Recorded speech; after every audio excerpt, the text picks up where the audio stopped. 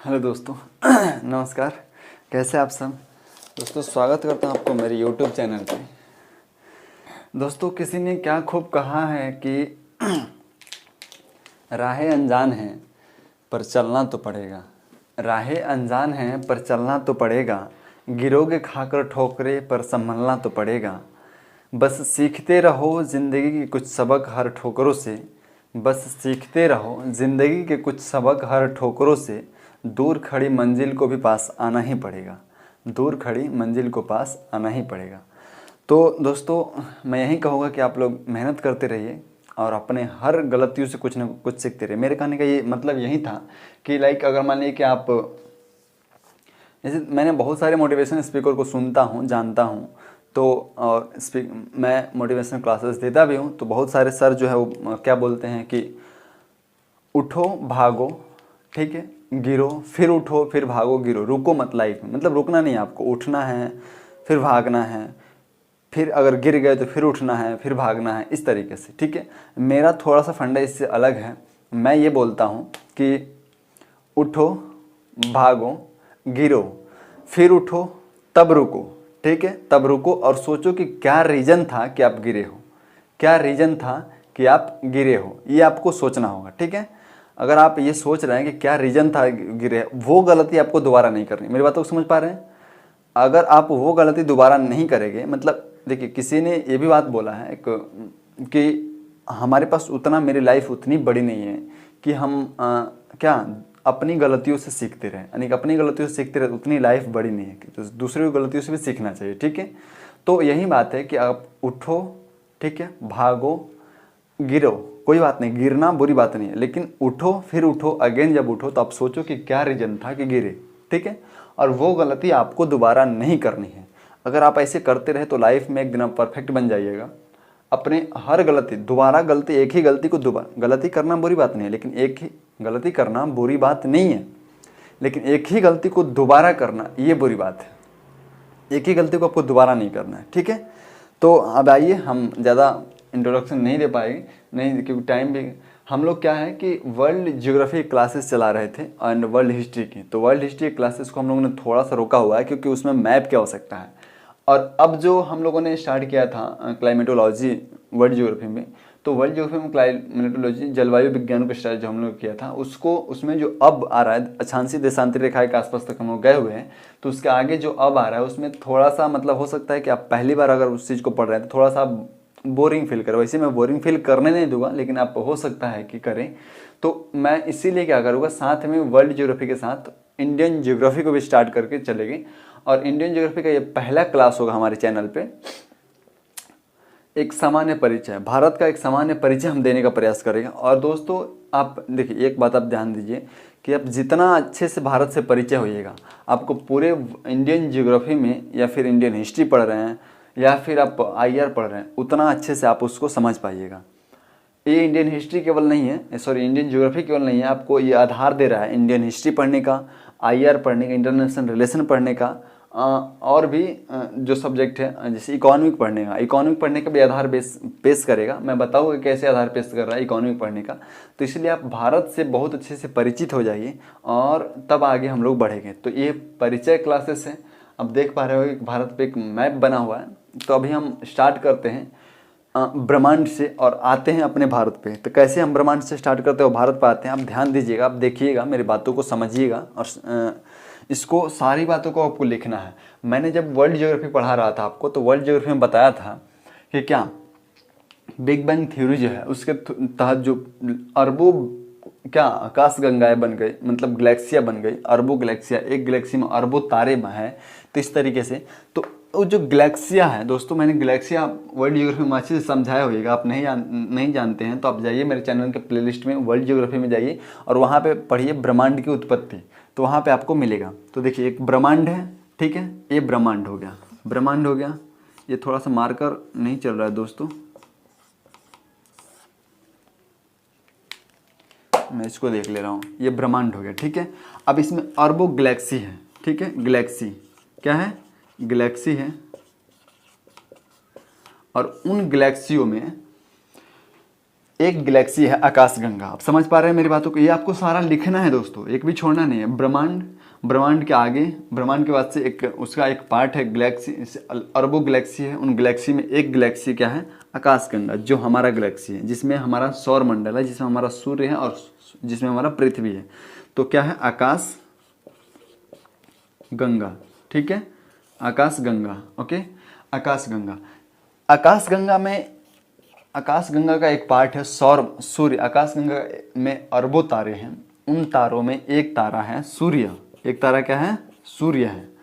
और सूर्य, सूर्य के चारों ओर ये 8 जो ग्रह हैं, बृहस्पति, मंगल, बुध, शनि, शुक्र, ये सब ग्रह जो है सूर्य के चारों ओर क्या कर रहे हैं? चक्कर काट रहे हैं, जिसको हम लोग बोलते हैं सौर मंडल। सूर्य ग्रह इसके चारों ओर चक्कर जो काट रहे हैं, तो इसको हम लोग बोल देते हैं सौर मंडल, ठीक है, समझ पा रहे हैं मेरी बातों को? और सौर मंडल का एक पार्ट है क्या? पृथ्वी। मतलब सौर मंडल में जो, सौर मंडल में सूर्य के चारों ओर जो 8 ग्रह चक्कर काट रहे हैं, उनमें से एक ग्रह कौन सा है? एक ग्रह है जो, मतलब जो ग्रह चक्कर काट रहे हैं उनमें से एक ग्रह कौन सा है? तो वो ग्रह है पृथ्वी। समझ पा रहे हैं मेरी बातों को?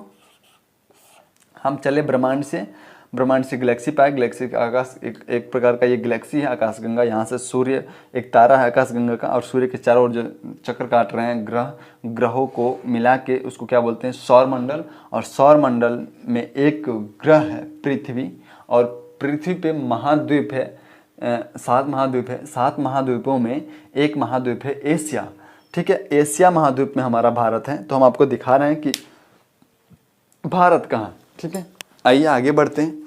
मैं यहाँ पे थोड़ी सी बनाने का प्रयास कर रहा हूँ वर्ल्ड मैप, ठीक है। अब दोस्तों ये परिचय क्लास इतना ज़बरदस्त होने वाला है कि आप भूल नहीं पाइएगा कि भारत, मतलब भारत के परिचय के बारे में, भारत के बारे में आप कभी अब नहीं भूल पाइएगा, ये मेरी गारंटी है, ठीक है दोस्तों।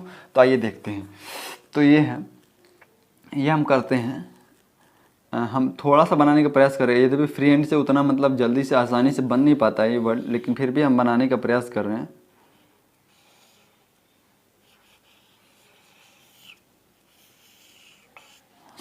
शेप तो ले ही लेगा दोस्तों, ऐसा बात नहीं है।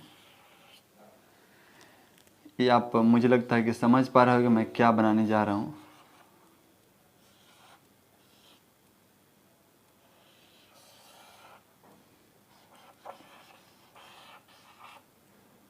ये हमारा ऑस्ट्रेलिया है। ऑस्ट्रेलिया थोड़ा सा इधर है, मतलब जगह नहीं है मेरे पास, इसीलिए मैं, ये हमारा, अब आप समझ पा रहे होगे मेरे क्या है यहाँ पे, ये अंटार्कटिका है। ये आप समझ पा रहे होगे क्या है? अंटार्कटिका है। अब देखिए, अब मैं इधर हो जाता हूँ। अब देखिए, ये हमारा नॉर्थ अमेरिका है, ठीक है। नॉर्थ अमेरिका महाद्वीप है, साउथ अमेरिका महाद्वीप है, अफ्रीका महाद्वीप है, एशिया महाद्वीप है, ऑस्ट्रेलिया महाद्वीप है, ठीक है। तो इन महाद्वीपों में, जैसे कि इन महाद्वीपों में एक महाद्वीप कौन सा है? एशिया। और एशिया में ये हमारा जो देश है, ये आप देख पा रहे हैं, ये हमारा भारत है। एशिया में हमारा भारत है।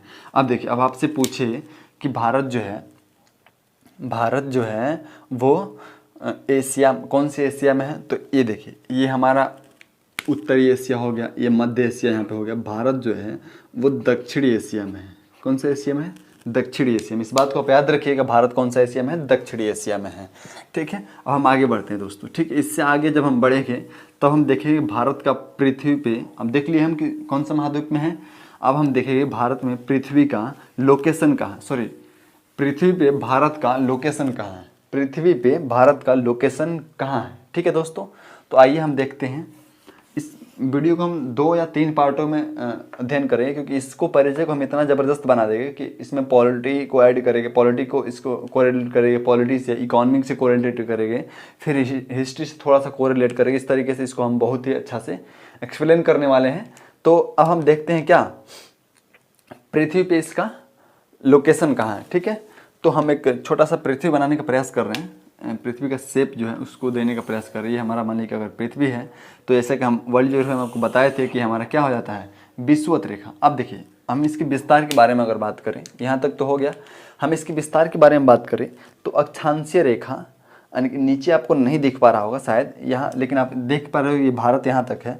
और भारत जो है नीचे मैंने लिखा हुआ 8 डिग्री 4 मिनट, नीचे लिखा हुआ 8 डिग्री 4 मिनट। तो भारत का जो विस्तार है, अक्षांशीय विस्तार, अब अक्षांशीय रेखा और देशांतरीय रेखा क्या है? जैसे भारत का विस्तार अक्षांशीय रेखा है, अक्षांशीय विस्तार और देशांतरीय विस्तार है। तो क्या होता है अक्षांशीय विस्तार और क्या होता है अक्षांश रेखा और क्या होता है देशांतर रेखा है? इसके लिए आप मेरे वर्ल्ड ज्योग्राफी क्लासेस को देखिए, अक्षांशीय एवं देशांतरीय रेखा क्लास को, ठीक है, आपको वहाँ मिलेगा तब आपको। वैसे मैं यहाँ पे आपको थोड़ी सी समझाने का प्रयास कर रहा हूँ। देखिए ये हमारा पृथ्वी है, पृथ्वी को ये 0 डिग्री विषुवत, जिसको हम लोग विषुवत रेखा या विषुवत वृत्त बोलते हैं, 0 डिग्री मान के चलते, ये काल्पनिक रेखा है, पृथ्वी पर खींची गई एक काल्पनिक रेखा है। ये आप 3D फिगर आपको मानना होगा, ये 3D फिगर है, ठीक है। तो अब देखिए ये आप बांट दिया, जैसे कि पृथ्वी को ये बांट दिया 2 भागों में, ये हो गया नॉर्थ मतलब उत्तरी भाग, ये हो गया दक्षिणी भाग।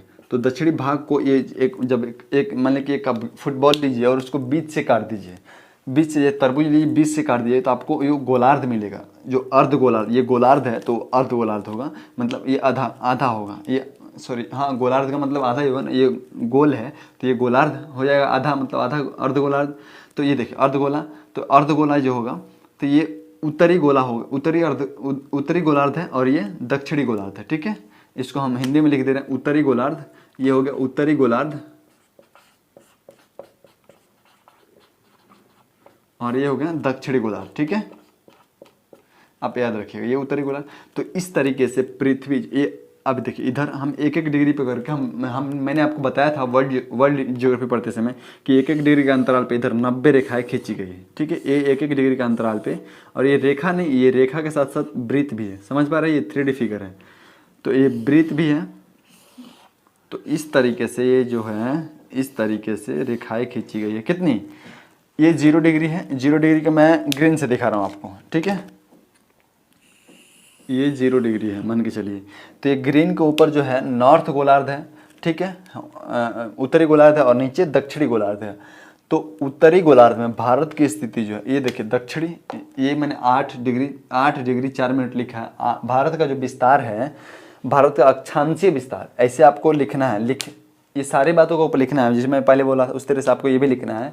भारत का अक्षांशीय विस्तार जो है 8 डिग्री 4 मिनट उत्तर से लेके और 37 डिग्री 6 मिनट उत्तर तक है। मतलब आप सोच रहे हो कि उत्तर क्या बोल रहा हूँ, इसे इधर भी उत्तर बोल रहा हूँ, इधर भी उत्तर बोल रहा हूँ। तो यही मैं आपको समझाने का प्रयास कर रहा हूँ कि भारत जो है ये उत्तरी गोलार्ध हो गया, दक्षिणी गोलार्ध। तो भारत जो है अगर मान लें कि ये 0 डिग्री है तो हम इसको 1 2 3 4 अगर इसको हम 8 डिग्री मान ले तो भारत यहाँ से शुरू होता है, मतलब यहाँ से शुरू होता है और इस तरीके से भारत, ठीक है, इस तरीके से भारत जो है यहाँ पे बसा हुआ है, यहाँ पे स्थित एक देश है। तो भारत 8 डिग्री से शुरू होता है, तो इसीलिए इसका शुरुआत कहाँ से हो रहा है? 8 डिग्री 4 मिनट से, मतलब ये मिनट वाला छोड़ रहे हैं। तो 8 डिग्री से शुरू होता है, भारत 8 डिग्री से शुरू होता है। तो 8 डिग्री से और ये लास्ट में जहाँ जो इसको जम्मू कश्मीर को टच करते हुए जो अक्षांशीय रेखाएं जाती है वो कितने डिग्री का है? 37 डिग्री का, 37 डिग्री 6 मिनट। ये मतलब इस 6 मिनट को आप छोड़ सकते हैं, लेकिन बाद में ऐड करेंगे। ये 37 डिग्री के अक्षांशीय रेखाएं को टच करते हुए निकलती है। तो इस तरीके से भारत का विस्तार इसीलिए उत्तर से उत्तर बोला जाता है, क्योंकि ये उत्तरी गोलार्ध में है। तो उत्तरी गोलार्ध में कहाँ से है? उत्तरी गोलार्ध में 8 डिग्री उत्तर से लेके 37 डिग्री उत्तर तक भारत का क्या है? वो अक्षांशीय विस्तार, अक्षांशीय विस्तार। अब हम देख लेते हैं ये देशांतरी विस्तार कितना है। तो देशांतरी विस्तार देखेंगे दोस्तों, तो देशांतरी विस्तार के लिए हमको देशांतर रेखाएं खींचनी पड़ेगी। तो ग्लोब पे देशांतर रेखाएं खींचने के लिए ग्लोब पे मान लीजिए ये 0 डिग्री देशांतरी रेखाएं हो गया, मान के चलिए ये 0 डिग्री हो गया देशांतरी रेखाएं जो लंदन के ग्रीनविच से होकर गुजरती हैं। तो ये मैंने वर्ल्ड ज्योग्राफी में अच्छे से बताया हुआ, आप वहाँ जाके वीडियो एक बार देखिए। तो अब देखिए, अब ये जो रेखा है 0 डिग्री, ये पृथ्वी को 2 भागों में भी, ये भी पृथ्वी को 2 भागों में, ये रेखा ना होकर इधर भी है, यानी कि आपको इधर इधर इधर डैश डैश दे के मिलाना होगा। तो ये 3D फिगर है। तो ये पृथ्वी को एक ये भाग हो गया और एक ये भाग हो गया। तो ये हो गया वेस्ट पश्चिम भाग और ये हो गया ईस्ट। तो आप ध्यान से देखिए, ये जो है ईस्ट में है, मतलब ये उत्तर में है और ये ईस्ट में है। तो भारत किस गोलार्ध का देश है? उत्तरी पूर्वी गोलार्ध का देश। अगर ये आपसे क्वेश्चन पूछा जाए किसी एग्जाम में कि भारत कौन सा गोलार्ध का देश है, तो भारत को आप क्या बताइएगा? उसमें ऑप्शन होगा उत्तरी पूर्वी। तो उत्तरी पूर्वी पर टिक मारना है, यानी कि भारत विषुवत वृत्त जो है उसके उत्तर में है और 0 डिग्री देशांतर उसके पूरब में है। तो भारत उत्तर और पूरब यानी कि उत्तरी पूर्वी गोलार्ध का देश है। अब देखिए, तो ये हो गया, ये 0 डिग्री हो गया। इस तरह से ये भारत का देशांतरी विस्तार देखिए 68 डिग्री 7 मिनट ईस्ट से 97 डिग्री 2.25 मिनट ईस्ट तक है। तो ये एक एक डिग्री के अंतराल पे इधर 360 रेखा है, तो एक एक डिग्री के अंतराल पर अगर हम खींच रहे हैं तो इससे होकर जो रेखा है टच करते हुए, गुजरात से जो रेखाएं निकलती है टच करते हुए, वो कितने डिग्री का, 68 डिग्री का। ये वाला 68 डिग्री का अच्छा देशांतरी रेखा है। और जो अरुणाचल प्रदेश को टच करते हुए निकलती है, अरुणाचल प्रदेश को टच करते हुए ये और ये रेखा है, ये कितने डिग्री का है, 97 डिग्री का है। ये 97 डिग्री का अच्छा देशांतरी रेखा है। तो इस तरह से, और देखिए ये दोनों किधर है, पूरब में ही, यानी कि ये 0 डिग्री था तो 0 डिग्री के दोनों पूरब में ही है। तो इसीलिए बोला जाता है कि भारत का देशांतरी विस्तार जो है 68 डिग्री पूरब से लेके 97 डिग्री पूरब तक है। कितने डिग्री पूरब से, 68 डिग्री पूरब से लेकर 97 डिग्री पूरब तक। तो अब आपको एक लाइन, एक वाक्य में क्या लिखना है, भारत का अक्षांशीय विस्तार 8 डिग्री 4 मिनट से लेके 8 डिग्री 4 मिनट उत्तर से लेके 37 डिग्री 6 मिनट उत्तर तक है। और भारत का देशांतरी विस्तार जो है 68 डिग्री 7 मिनट पूरब से लेके और 97 डिग्री 2.5 मिनट पूरब तक है। और साथ ही ये भी लिखना है आपको अगला पॉइंट कि भारत जो है, पहले ये वाला पॉइंट लिख लीजिएगा फिर ये वाला लिखिएगा।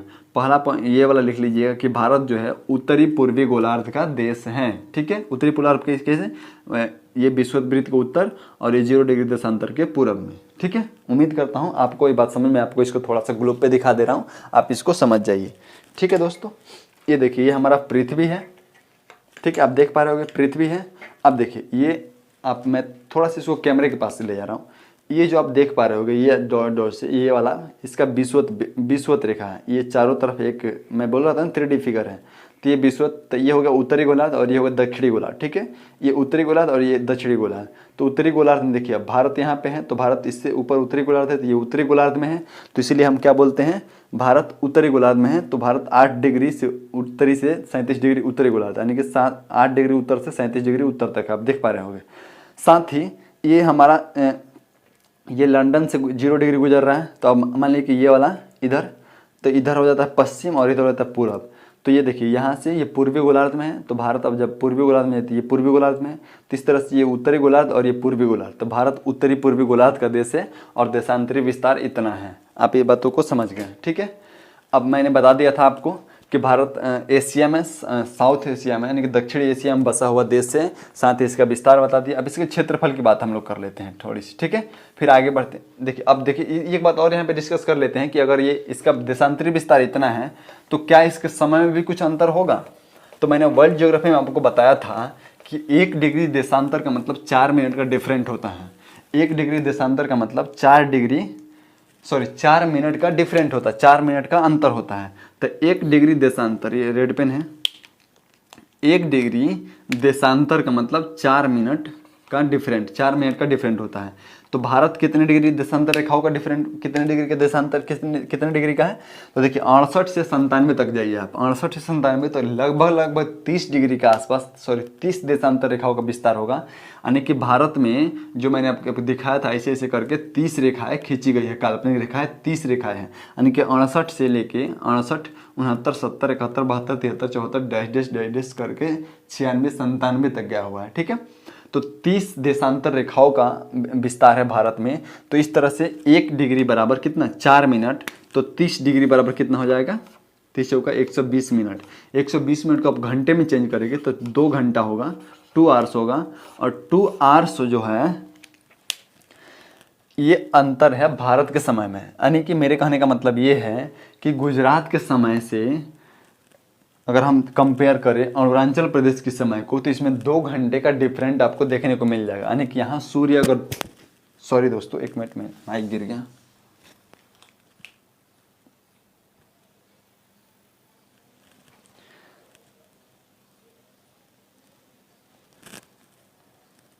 एक मिनट दोस्तों, सॉरी इसके लिए। तो हम कहाँ पे थे, हम थे कि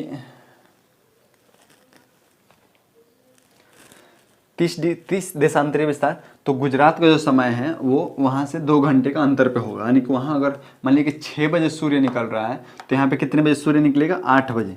तो क्या अगर ऐसा हो कि वहाँ पे 6 बज रहा है एक ही देश में, यहाँ पे 8 बज रहा है, सॉरी वहाँ पे 8 बज रहा है तो यहाँ पे 6 बज रहा है, 2 घंटा पीछे है यहाँ पे 6 बजेगा तो वहाँ पे 8 बजेगा, तो आपको नहीं लगता कि ट्रांसपोर्टेशन वगैरह में दिक्कत आ जाएगी? जैसे कोई फ्लाइट यहाँ से उड़ान भर रही है तो उसके समय के अनुसार वहाँ पे कितने बजे लैंड करेगी, इसमें बहुत सारी प्रॉब्लम हो जाएगी।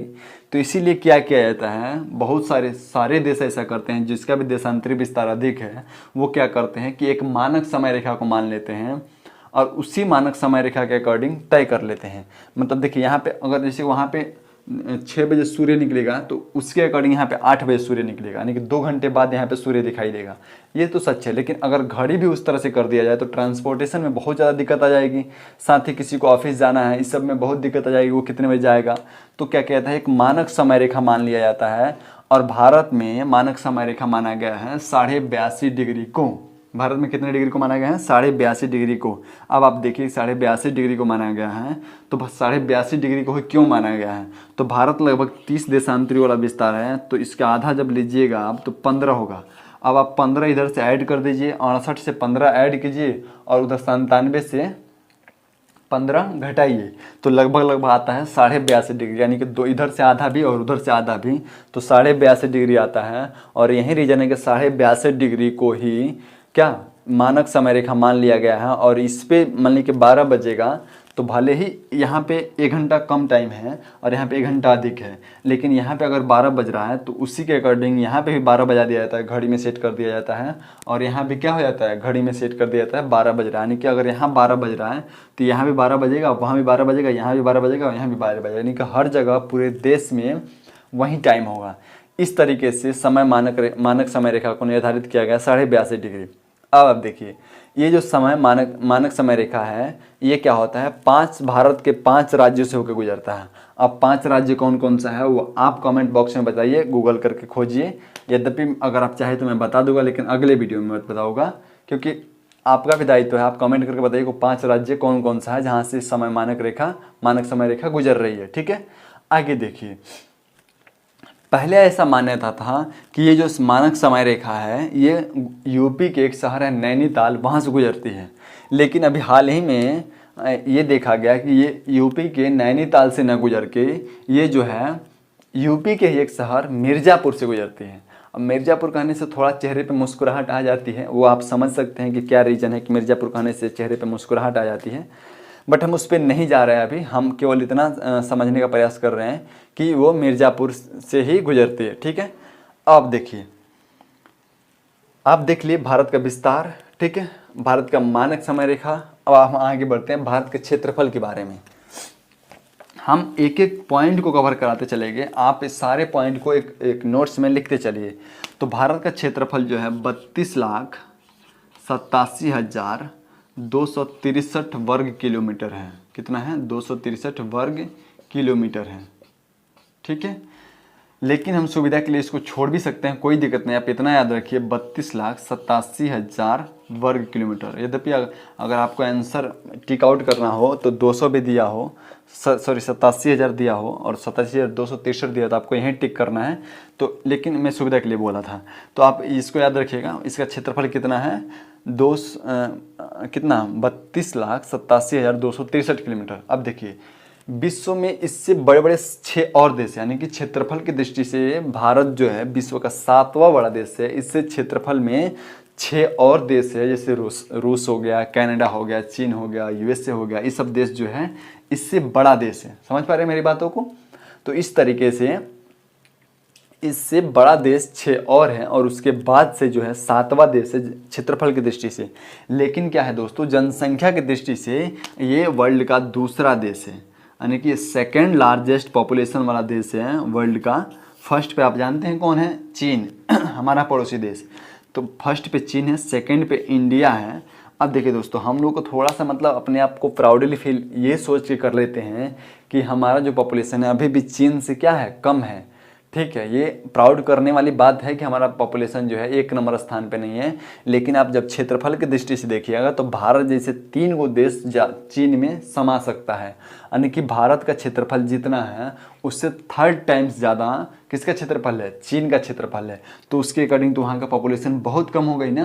तो इस तरीके से चीन भले ही लार्जेस्ट पॉपुलेशन लेके बैठा हुआ है, लेकिन उसका क्षेत्रफल भी भारत से 3 गुना ज़्यादा है, ये आपको देखना होगा, ठीक है। तो ये नहीं है कि अब देखिए, तो हम ये जान लिए कि क्षेत्रफल की दृष्टि से 7वां बड़ा स्टेट है और जनसंख्या की दृष्टि से कौन सा देश है, कौन सा है, तो दूसरा बड़ा स्टेट है।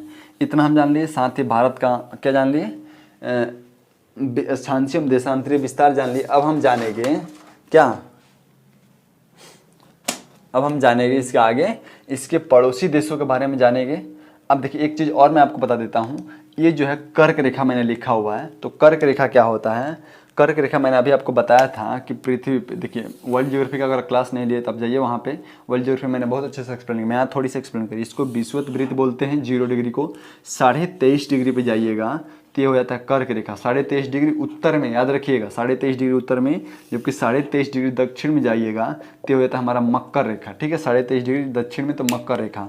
भारत एकदम यहाँ पे स्थित है, समझ पा रहे हैं मेरी बातों को, मतलब भारत जो है ये थोड़ा सा ऊपर बड़ा हो गया, लेकिन आप ध्यान से देखिएगा तो ये कर्क रेखा है, और कर्क रेखा भारत के बीचों बीच से होकर गुजरती है, यानी कि भारत को लगभग 2 भागों में बांटती है कर्क रेखा। साथ ही आपसे ये भी क्वेश्चन पूछा जा सकता है दोस्तों कि कर्क रेखा जो है भारत के कितने राज्यों से होकर गुजरती है, तो ये कर्क रेखा जो है भारत के 8 राज्यों से होकर गुजरती है। आप इस बात को याद रखिए, सारा बात आपको ऐसे ही लिखना है। कर्क रेखा जो है भारत को लगभग बीचों बीच से गुजरती है, यानी कि 2 भागों में भारत को लगभग 2 भागों में बांटती हुई गुजरती है, और भारत के 8 राज्यों से गुजरती है। अब वो 8 राज्य कौन है, तो 8 राज्य है, पहला गुजरात, याद रखिए पहला कौन सा है, गुजरात, दूसरा है राजस्थान, तीसरा है मध्य प्रदेश, चौथा है छत्तीसगढ़, 5वां है झारखंड, 6ठा है पश्चिम बंगाल, 7वां है त्रिपुरा एंड 8वां है मिजोरम। उम्मीद करता हूँ कि आपको समझ में आया होगा। आप इस बात को लिख के रखिए कि भारत में कर्क रेखा भारत को बीचों बीच से काटते हुए भारत को 2 भागों में बांटती है। साथ ही ये भारत के 8 राज्यों से होकर गुजरती है, जिनमें हैं जो इस प्रकार हैं, गुजरात, इधर से हम चले तो गुजरात, राजस्थान, मध्य प्रदेश, छत्तीसगढ़, झारखंड, वेस्ट बंगाल, त्रिपुरा एंड मिजोरम, ठीक है। और सबसे ज़्यादा किस में है, तो सबसे ज़्यादा है एमपी में। एमपी यहाँ पे जो राज्य है उसमें सबसे लंबी कर्क रेखाएं हैं, ये भी आपको बात देखनी है, सबसे लंबी एमपी में है। ये सारा फैक्ट जो है दोस्तों वनडे एग्जाम के लिए बहुत ही इंपॉर्टेंट हो जाता है, और हम अभी स्टार्ट ही किए हैं। तो हम आपको देखिएगा खेल बना देंगे एकदम, अब खेल में इंडियन ज्योग्राफी को ख़त्म करिएगा, और क्या बिना सोचे, आपको बिना रटे हुए आप इसको याद कर लीजिएगा, एकदम आप निश्चिंत रहे इस चीज़ को लेके। तो इस तरह से कर्क रेखा आप समझ गए होंगे। आगे हम बढ़ते इसके पड़ोसी देशों के बारे में, ठीक है। अब भारत में मैंने बताया था आपसे कि भारत जो है, अब देखिए हम देखें कि ये कौन सा है, ये एशिया महाद्वीप का एक देश है। अब देखिए यहाँ पे जो है अरब सागर है, नीचे हिंद महासागर है, इधर बे ऑफ बंगाल है। इससे पहले मैं आपको अब पड़ोसी देशों पे जाऊँ, उससे पहले मैं देख लेना चाहता हूँ कि वीडियो रिकॉर्ड हो रहा है कि नहीं। दोस्तों बहुत प्रॉब्लम हो जाती है एक दिन, मतलब मैं आपसे क्या बोलूँ कि अभी पिछले वीडियो जो मैं रिकॉर्ड कर रहा था लगभग 40 मिनट का मैं वीडियो रिकॉर्ड कर चुका था, 48 मिनट का, और उसमें वॉइस ही नहीं आया था। तो मुझे फिर से वीडियो रिकॉर्ड करना पड़ रहा है, उसी वीडियो को रिकॉर्ड कर रहा हूँ दोबारा। मतलब इससे पहले ये वीडियो रिकॉर्ड हो चुका था बट उसमें वॉइस नहीं आया था, तो इसीलिए अब मजबूरी में फिर से रिकॉर्ड करना पड़ा। दोस्तों मैं एक बार देख लेता हूँ।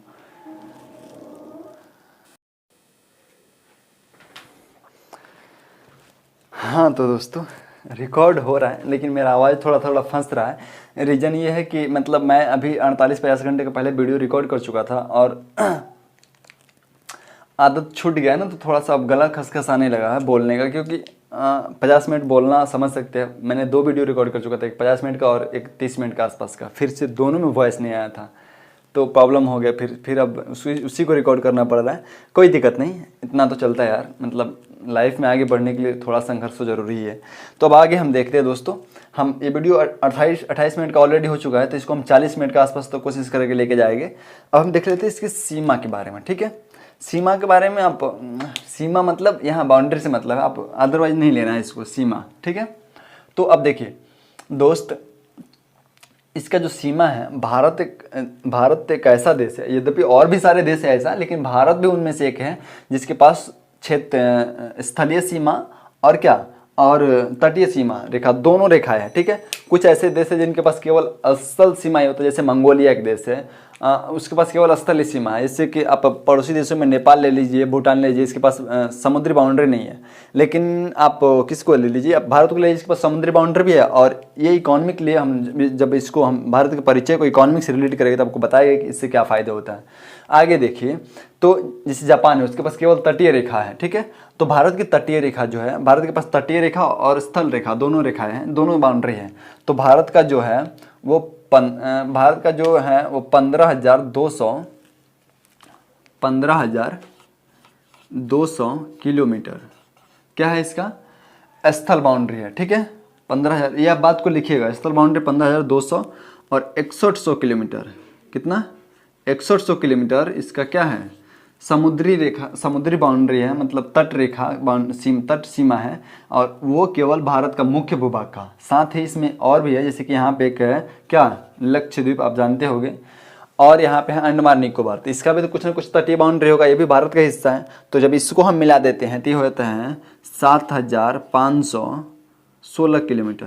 कितना होता है, 7,516 किलोमीटर। इसको इस मतलब ये तटीय रेखा मुख्य भूभाग का, और इसको लेके दोनों को लेके कितना होता है 7,516 किलोमीटर। तो इस तरह से अगर हम इसको ऐड कर देते हैं, इसको ऐड करेंगे, ये वाला तो इसी में आ गया है ना, इसी में मतलब 400, ये वाला कुछ 400 कुछ किलोमीटर का है, 416 किलोमीटर। तो अब बाकी ये जो आप ऐड करिएगा इसको और इसको, तो ये टोटल सीमा हो जाता है भारत का, दोनों सीमा मिलकर कुल सीमा हो जाता है 22,216 किलोमीटर। याद रखिएगा, भारत का कुल सीमा कितना है, 22,216 किलोमीटर। आगे हम बढ़ते हैं और एक बात मैंने आपको यहाँ बताना भूल गया कि ये एमपी है। साथ ही अगर आपसे एक क्वेश्चन कर दिया जाए कि भारत का कौन सा शहर है, कौन सी राजधानी है जो कर्क रेखा पे है, तो भारत का कर्क रेखा पे राजधानी है कौन सा, झारखंड की राजधानी रांची जो है कर्क रेखा पर पड़ती है।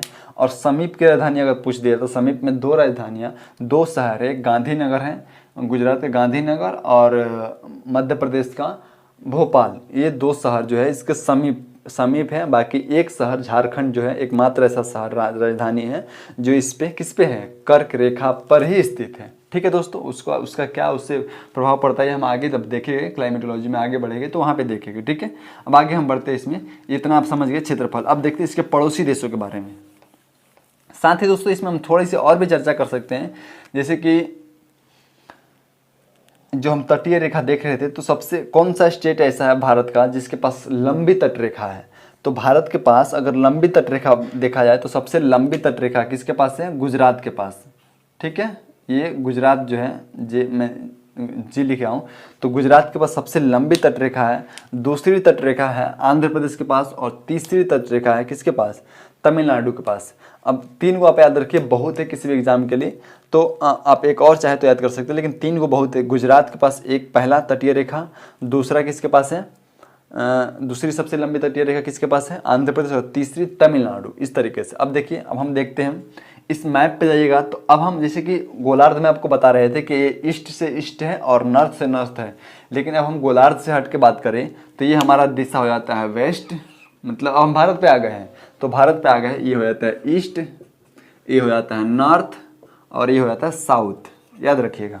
अब हम इसको वेस्ट ईस्ट नॉर्थ साउथ में बांट दिए, मतलब गोलार्ध पे जब तक था तो ये उत्तरी में था और दक्षिण पूर्वी में था, लेकिन अब हम इसको देखेंगे तो ये हमारा हो जाएगा west east north and south, इस तरीके से।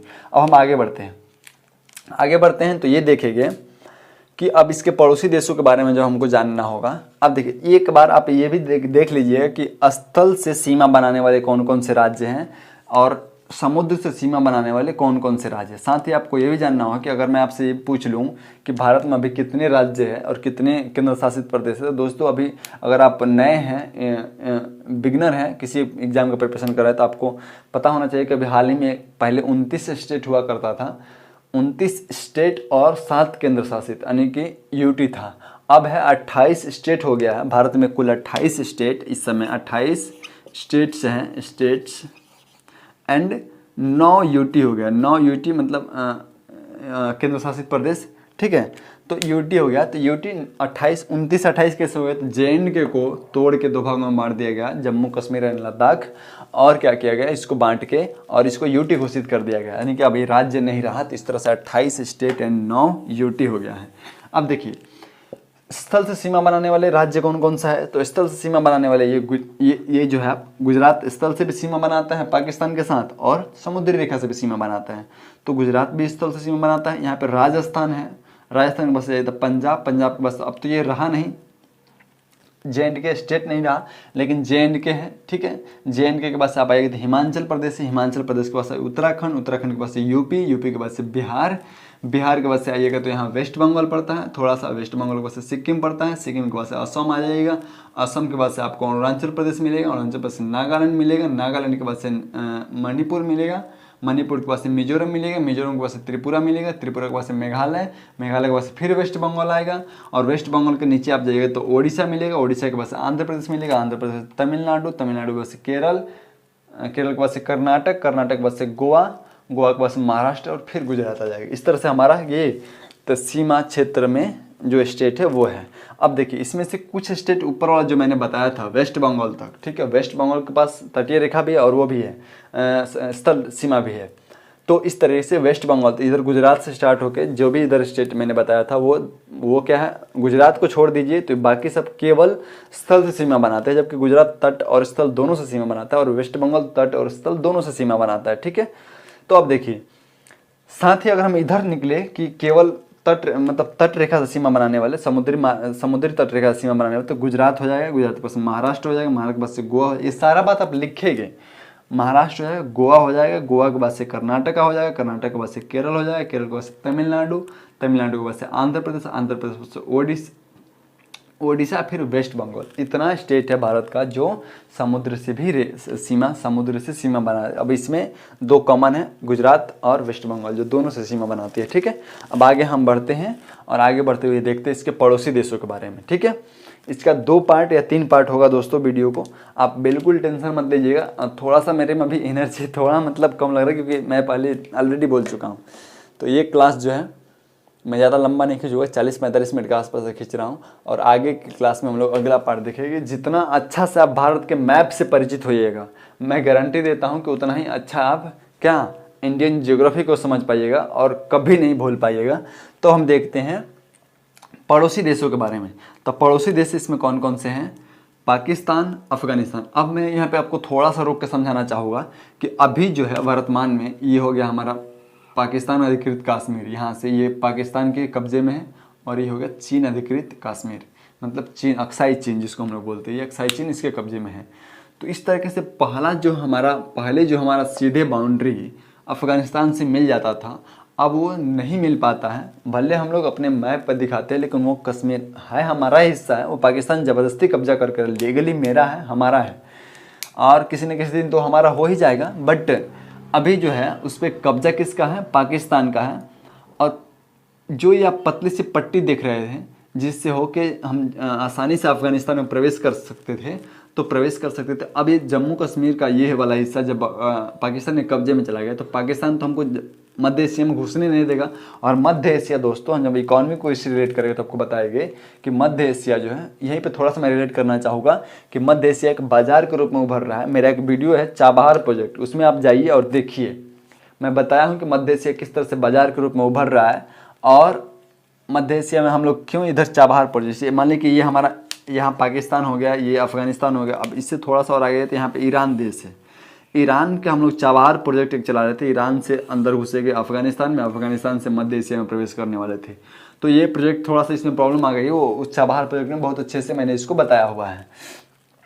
तो हम मध्य एशिया में प्रवेश करने के लिए हमको यहाँ पे अगर ये मेरे कब्जे में होता और ये जो हिस्सा सीधे अफगानिस्तान से लगता, तो हमको कोई टेंशन ही नहीं होता। हम मध्य एशिया पूरे एशिया में घूमते, अपने मार्केट को जिस तरीके से चाहते उस तरीके से फैला सकते थे। लेकिन प्रॉब्लम ये हुआ कि अगर ये पाकिस्तान के कब्जे में चला गया तो हमको इधर से घूम के जाना पड़ रहा है। और यहाँ पे भी जो चाबहार प्रोजेक्ट भारत चला रहा था, चाबहार भारत और ईरान के द्वारा चलाया जा रहा था, उसमें भी प्रॉब्लम हो गया है और उससे भी भारत को हटा दिया गया है। ठीक है, अब वो क्या रीज़न है वो हमने चाबहार प्रोजेक्ट वाला वीडियो में अच्छे से बताया हुआ है आपको। तो अब मतलब सीधे तौर पे ये कहे कि हमारा जो बाउंड्री है प्रत्यक्ष रूप से इस समय अभी वर्तमान में ये क्या अफगानिस्तान से नहीं लग रहा है, बस इतना आप समझ जाइए। तो अफगानिस्तान से एक मिनट में एक बार और वीडियो देख लेता हूँ दोस्तों, ठीक है, रिकॉर्ड हो रहा है। तो इस तरीके से अफगानिस्तान से नहीं लग रहा है, तो लेकिन हम लोग मानते हैं और हमारा पड़ोसी देश क्या है? अफगानिस्तान भी है। तो अब देखिए ये हो गया पाकिस्तान पहला, दूसरा अफगानिस्तान, तीसरा चीन, चौथा नेपाल, पांचवा भूटान, छठा म्यांमार, सातवां क्या है बीडी यानी कि बांग्लादेश। नीचे एक देश है श्रीलंका जिसे बाउंड्री मतलब लगती तो नहीं है बट हम लोग वो भी भारतीय उपमहाद्वीप का ही भाग है, यानी कि श्रीलंका जो है नीचे मैंने मैप पर बनाया, शायद आपको नहीं दिख रहा होगा क्योंकि नीचे है। तो श्रीलंका है वो समुद्र से मतलब समुद्री मार्ग से वो जुड़ती है, हम बताएंगे वो कौन सा मार्ग है, कौन सा जल संधि के द्वारा जुड़ा हुआ है, आगे हम बताएंगे आपको। तो ये है कौन सा, ये पाकिस्तान अफगानिस्तान, ठीक है, पाकिस्तान अफगानिस्तान चीन नेपाल भूटान बांग्लादेश म्यांमार, ये जो हमारा है पड़ोसी देश है। अब देखिए अब आपको करना क्या है दोस्तों, आप करना ये है कि पाकिस्तान के साथ सीमा बनाने वाले कौन कौन से भारतीय राज्य हैं, चीन के साथ साथ सीमा बनाने वाले कौन से भारतीय राज्य हैं, नेपाल के साथ साथ सीमा बनाने वाले कौन से भारतीय राज्य हैं, भूटान के साथ कौन कौन से सीमा बनाते हैं, बांग्लादेश के साथ कौन कौन से सीमा बनाते हैं, म्यांमार के साथ कौन कौन से सीमा बनाते हैं, ये चीज़ें आपको एक बार देखनी होगी। मैं कुछ चीज़ों को एक्सप्लेन कर दे रहा हूँ, कुछ चीज़ें जो कम इम्पॉर्टेंट है वो आप देख लीजिएगा। मैं जैसे कि पाकिस्तान के साथ कौन कौन सा देश कौन कौन सा राज्य जो है सीमा बनाता है, सॉरी राष्ट्र नहीं राज्य कौन कौन सा है वो सीमा बनाता है, ये मैं आपको बता दे रहा हूँ। तो पाकिस्तान के साथ सीमा बनाने वाले पहला राज्य है गुजरात, इधर से गुजरात, दूसरा है राजस्थान और तीसरा है पंजाब, चौथा JNK था, इसको मैं मिटा दे रहा हूँ, चौथा JNK था लेकिन उसको अब यूटी घोषित कर दिया गया है, इसीलिए हम उसको स्टेट में काउंट नहीं करेंगे, लेकिन JNK भी इससे सीमा बनाता है, ठीक है। तो ये 4 थे, अब 3 है स्टेट। अगर स्टेट पूछा जाए कि कितने स्टेट JNK से सीमा बना रहा है, सॉरी पाकिस्तान से सीमा बना रहा है, तो आपको कितना लिखना है 3, क्योंकि चौथा स्टेट रहा नहीं है। आगे हम देखते हैं चीन के साथ सीमा बनाने वाले देशों के चर्चा करें तो चीन के साथ JNK था सीमा बनाने वाले, उसके बाद से इधर हिमाचल प्रदेश था, हिमाचल प्रदेश के पास उत्तराखंड था, उत्तराखंड के पास इधर नेपाल आ जाता है, ठीक है, उत्तराखंड के पास से सीधे नेपाल आ जाता है। और नेपाल के पास आगे जब बढ़िएगा तो आगे हमारा सिक्किम सीमा बनाता था, सिक्किम के बाद से अरुणाचल प्रदेश था सीमा बनाने वाले देशों में, ठीक है, अरुणाचल प्रदेश था। इस तरीके से तो ये JNK को हटा दीजिए, बाकी लिख लीजिए कि ये देश जो है वो चीन के साथ सीमा बनाते हैं। नेपाल के साथ आप देख लीजिएगा उत्तराखंड UP बिहार पश्चिम बंगाल है, ठीक है। आगे जब बढ़िएगा BD के साथ बांग्लादेश के साथ कौन कौन सा देश कौन कौन सा राज्य जो सीमा बनाता है, तो इसमें आपको वेस्ट बंगाल मिल जाएगा सीमा बनाते हुए, असम मिल जाएगा, मेघालय मिल जाएगा, त्रिपुरा मिल जाएगा, मिजोरम मिल जाएगा। यहाँ पे एक बात और ध्यान देने वाली है आपको कि मिजोरम जो है कितना स्टेट हो रहा है, एक वेस्ट बंगाल, दूसरा क्या था इधर असम 2, मेघालय 3, 4 और 5 स्टेट है। इन 5 स्टेट में एक स्टेट है त्रिपुरा, और त्रिपुरा जो 3 तरफ से किससे घिरा हुआ, तो बांग्लादेश से घिरा हुआ है। ये बात आप याद रखिए, त्रिपुरा जो है 3 तरफ से बांग्लादेश से घिरा हुआ स्टेट है, ठीक है। हम आगे बढ़ते हैं, इतना हो गया। अब इधर मैंने आपको बताया था कि ये कौन सा खाड़ी है, बे ऑफ बंगाल, बे ऑफ मतलब बंगाली खाड़ी है, नीचे है अरब सागर, सॉरी ये अरब सागर है, नीचे हिंद महासागर है, ठीक है दोस्तों। इतना हो गया। अब हम देखते हैं, वीडियो अगर ज़्यादा लंबा हो गया होगा तो इसको यहीं पर रोकेंगे, फिर अगला वीडियो इसका पार्ट 2 जब हम लेके आएंगे तो उसमें आगे बढ़ेंगे, ठीक है। एक चीज़ मैं आपको और क्लियर कर देना चाहता हूँ, जब मैंने स्टेट बता ही रहा हूँ तो एक चीज़ मैं आपको और बता देता हूँ कि भारत के कुछ स्टेट ऐसे भी हैं, भारत के कुछ राज्य ऐसे भी हैं जो 3 देशों के साथ बाउंड्री बनाते हैं। ये अब सोचने का आश्चर्य वाली बात हो जाती है, 3 देशों के साथ एक स्टेट बाउंड्री बनाता है, तो हाँ जी हाँ, और एक स्टेट नहीं, ऐसे ऐसे 4 स्टेट थे जो 3 देशों के साथ बाउंड्री बनाते हैं। लेकिन अभी जो है वो 3 स्टेट है जो 3 देशों के साथ बाउंड्री बनाता है। JNK अब स्टेट रहा नहीं, लेकिन JNK भी बाउंड्री बनाता था किसके साथ, अफगानिस्तान, पाकिस्तान और चीन के साथ। लेकिन अब जो है 3 स्टेट ऐसे हैं जो 3 अंतर्राष्ट्रीय देशों के साथ बाउंड्री बनाते हैं। तो कौन कौन सा स्टेट है, पहला स्टेट है सिक्किम, सिक्किम किसी के साथ, अब इस बात को सारा लिखिएगा कि सिक्किम जो हमारा राज्य है, सिक्किम राज्य, मैं आपको यहाँ पे लिख दे रहा हूँ, सिक्किम, एक मिनट मैं आपको लिख दे रहा हूँ यहाँ पे इंग्लिश में, हिंदी में थोड़ा सा। सिक्किम जो राज्य है वो कितने स्टेट के साथ बाउंड्री बनाता है, सिक्किम जो है वो 3 देशों के साथ बाउंड्री बनाता है। सिक्किम कितने देशों के साथ बाउंड्री बनाता है, 3 देशों, और 3 देश कौन कौन सा है, वो 3 देश है नेपाल के साथ, आप देख पा रहे हैं नेपाल के साथ बाउंड्री बनाया है, भूटान के साथ बाउंड्री बनाया है, एंड चीन के साथ। इधर चीन, अब डोकलाम विवाद दोस्तों, यहीं पे डोकलाम विवाद हुआ था। डोकलाम विवाद तो हम लोग कभी बाद में चर्चा करेंगे क्या चीज़ है, क्यों चीन के साथ हमारा जब इंटरनेशनल रिलेशन पड़ेगी तो विवाद है क्या चीज़ है। तो इस तरीके से सिक्किम हमारा पहला स्टेट हो गया, पहला सिक्किम हो गया। दूसरा हो गया अरुणाचल प्रदेश, ठीक है। एपी मैं इसको लिख रहा हूँ। एपी जो है वो भी 3 देशों के साथ बाउंड्री बनाता है, और वो 3 देश कौन कौन सा है? वो 3 देश है, एक म्यांमार, दूसरा भूटान और तीसरा चीन। ये भी आपको लिखना होगा कि अरुणाचल प्रदेश भी 3 देशों के साथ बाउंड्री बनाता है, और जो इस प्रकार है भूटान, चीन और म्यांमार, ठीक है। तीसरा स्टेट हमारा जो है, तीसरा स्टेट है वेस्ट बंगाल, WB। वेस्ट बंगाल भी 3 देशों के साथ बाउंड्री बनाता है, और वो कौन कौन सा देश है? बांग्लादेश 1, नेपाल 2 और भूटान 3। वेस्ट बंगाल भी 3 देशों के साथ बाउंड्री बनाता है, ये बात आप याद रखिएगा। अब मैं देख ले रहा हूँ कि वीडियो अगर ज़्यादा लंबा हो गया तो मैं इसको रोकूंगा और नेक्स्ट पार्ट लेके आऊँगा, ठीक है दोस्तों। वीडियो लंबा हो चुका है, ऑलरेडी 45 मिनट के आसपास वीडियो हो चुका है, तो मैं इसको यहीं पर रोक रहा हूँ।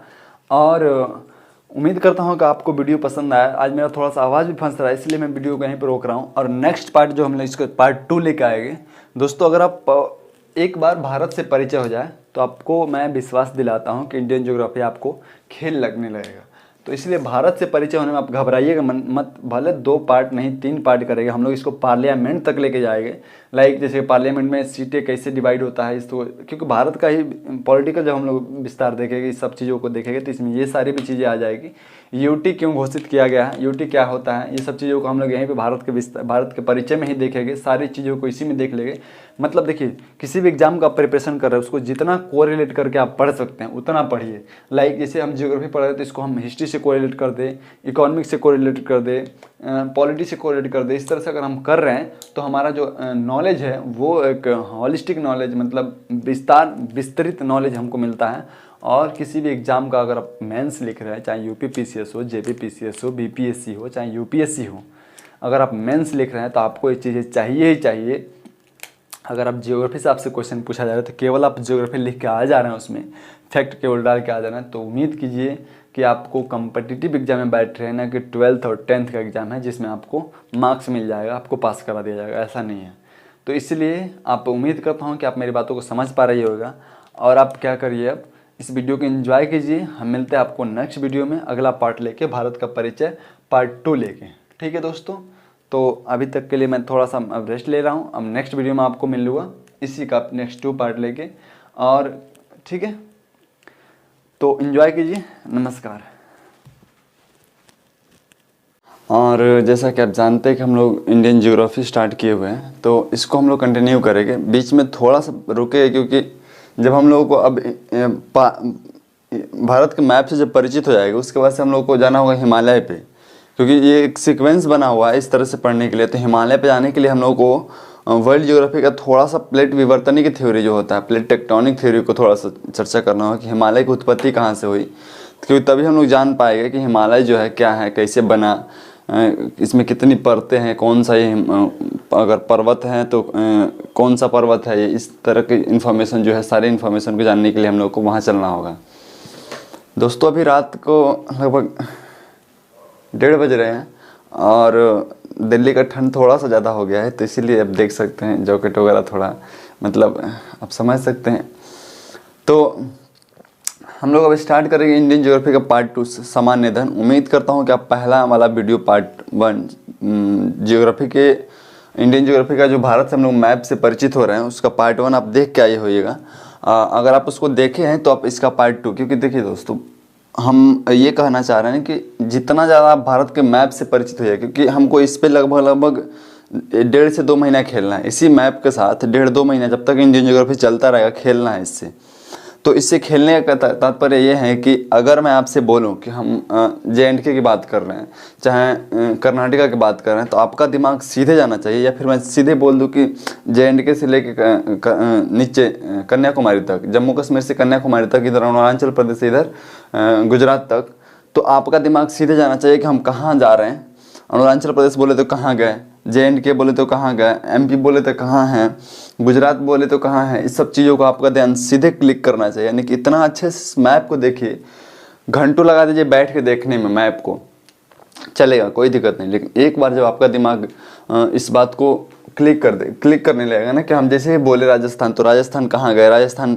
देखिए पढ़ने का सही तरीका, किसी ने बोला कि सर मैप से पढ़ना बता दीजिए, तो पढ़ना एक्चुअल में मैप से ही आपको पड़ेगा। जब भी आप, जैसे बहुत सारे सब्जेक्ट हुए, IR हुआ, इंटरनेशनल रिलेशन जिसको बोलते हैं, इकोनॉमी पढ़ने के लिए, आपको वर्ल्ड हिस्ट्री पढ़ने के लिए, इस सब चीज़ों के, इकोनॉमी के लिए मैं बताऊँगा कैसे। जैसे कि अभी आप भारत आर्थिक दृष्टि से अगर मान लें कि यही भारत का जो अभी भारत पे जो वर्ल्ड पे ग्लोब पे लोकेटेड है, अगर यही लैंडलॉक देश होता, लैंडलॉक कहने का मतलब चारों तरफ से, जैसे नेपाल है, चारों तरफ से किसी न किसी दूसरे देश से घिरा होता, नेपाल है, भूटान है, तो इसकी अर्थव्यवस्था एकदम चौपट होती।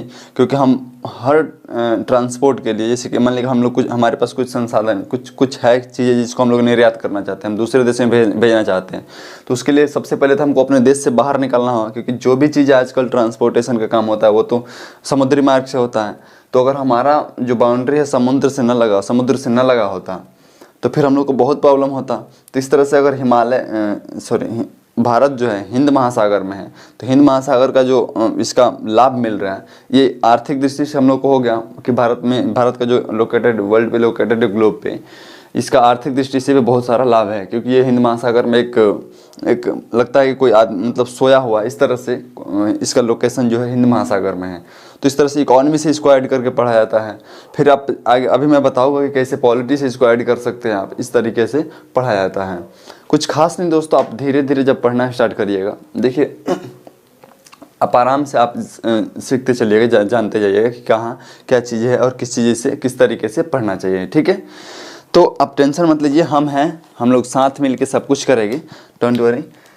अब आइए हम लोग शुरू करते हैं। पिछले वीडियो से थोड़ा सा मैं उसको रिवाइंड कर रहा हूँ। जैसे कि हम लोग पिछले वीडियो में इसका विस्तार, क्षेत्रफल, ठीक है, बाउंड्री बनाने वाले देश जो है, और कौन कौन सा राज्य कौन कौन से देश से बाउंड्री बनाते हैं, 3 देशों से बाउंड्री बनाने वाले राज्य एक्सेट्रा हम लोग जान चुके थे, ठीक है। इसका ग्लोब पे कहाँ लोकेशन है, ठीक, इस सब चीज़ों को कौन सा महाद्वीप में आता है, ठीक, ये सब चीज़ों को पॉपुलेशन के अकॉर्डिंग विश्व का कौन सा देश है, तो क्षेत्रफल के अकॉर्डिंग कौन सा देश है, समय मानक रेखा जान चुके थे हम लोग, इन सब बातों को जान चुके थे, ठीक है। आगे की वीडियो में हम लोग कुछ और इन्फॉर्मेशन इसके बारे में इकट्ठा करने जा रहे हैं, और आप उसको ध्यान से देखिएगा, ठीक है। पहले मैं थोड़ा सा और मैप से, जैसे मैं पिछले वाला मैप में मैंने स्टेट को नहीं दिखाया था, इसमें मैंने स्टेट को थोड़ा कुछ स्टेट को दिखा दिया है। लाइक ये गुजरात, मैंने जी से इसको डिनोट किया है, गुजरात। राजस्थान है, राजस्थान H से हरियाणा, P से पंजाब, और HP जो आप देख रहे हैं हिमाचल प्रदेश है। UK देख रहे हैं आप, UK वो यूनाइटेड किंगडम वाला नहीं, ये UK उत्तराखंड है। और ये यूपी जो है, ये यहाँ पे आप देख सकते हैं, ये B से बिहार, ठीक, JH मीन्स झारखंड होता है, और वेस्ट बंगाल WB, ठीक है। ये BD बांग्लादेश है, भूटान है, नेपाल है, चाइना है, पाक है, अफगानिस्तान है, और आप देख सकते हैं नीचे श्रीलंका है। ये हमारा अंडमान निकोबार है, इधर म्यांमार है MOI से। इस तरह से आप लोग पिछले वीडियो आप देख ही लीजिए एक बार, इस तरीके से है, ठीक है। अब हम इसको आगे बढ़ते हुए अब इसको इसका जो हम इंफॉर्मेशन है वो आगे बढ़ाने का प्रयास करते हैं। देखें, हिमालय जो है दोस्तों, हम लोग अब नेक्स्ट पार्ट में हिमालय पे आने वाले हैं। तो हिमालय जो है, अब एक बात और मैं आपको क्लियर कर दूं, ये जो JNK स्टेट जो है, पहले JNK स्टेट था 2000, आप जान सकते हैं कब बिल पास हुआ था, तो उससे जब 370 हटा था, 370 हटने से पहले JNK स्टेट था, लेकिन अब इसको 2 पार्टों में बांट दिया गया है, और दोनों को UT घोषित कर दिया गया है। UT मतलब देखिए, ये लिखा गया है, ये है हमारा क्या, लक्षद्वीप, जो भारत का सबसे छोटा केंद्र शासित प्रदेश है, यानी कि सबसे छोटा UT। ये UT मैंने लिखा हुआ, UT मतलब यूनाइटेड UT मतलब आप दूसरा कुछ मत समझिए, UT मतलब होता है यूनियन टेरिटरी, ठीक है, यानी कि संघ शासित प्रदेश, ठीक है। अब देखिए, ये जो है इसको JNK स्टेट था, लेकिन अब ये JNK हो गया, ये JNK केंद्र शासित प्रदेश हो, और इसको लद्दाख बोलते हैं, ठीक है। ये वाला जो पार्ट है लद्दाख हो गया।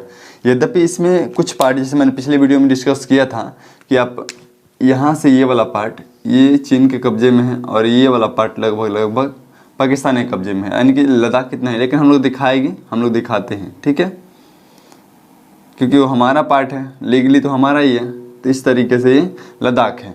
आगे हम बढ़ते हैं। आप जानते हैं नेपाल का विस्तार लगभग 5 लाख वर्ग किलोमीटर। ये बात हम जब नेपाल पे आए, सॉरी मैंने नेपाल बोल दिया, हिमालय का विस्तार। और हिमालय भौगोलिक दृष्टि से भारत की रक्षा करता है, ठीक। तो आप देखते हैं कि हिमालय का विस्तार जो है यहाँ से लेके लगभग ये यहाँ से इस तरीके से हिमालय का विस्तार यहाँ तक हुआ है, ठीक है, इस तरीके से। तो ये रक्षा करता है हमारी बहुत सारी, जब हम इसको सामरिक दृष्टि से हमारा क्या रक्षा करता है। फिर जब क्लाइमेटोलॉजी में चले गए हम, तो वहाँ पे देखें कि ये किस तरीके से पवनों को रोकता है, जिससे हमारे देश में ठंडी ना आती, जो यूरोप से आती हैं जलधाराएँ, वो सब चीज़ें यहाँ पे इसको रोक देता है। इस तरीके से हम लोग सब चीज़ें आगे जब क्लाइमेटोलॉजी में पढ़ेंगे तो देखेंगे, ठीक है। जलवायु विज्ञान मतलब मौसम से संबंधित अध्ययन करेंगे भारत का, तब देखेंगे, ठीक है।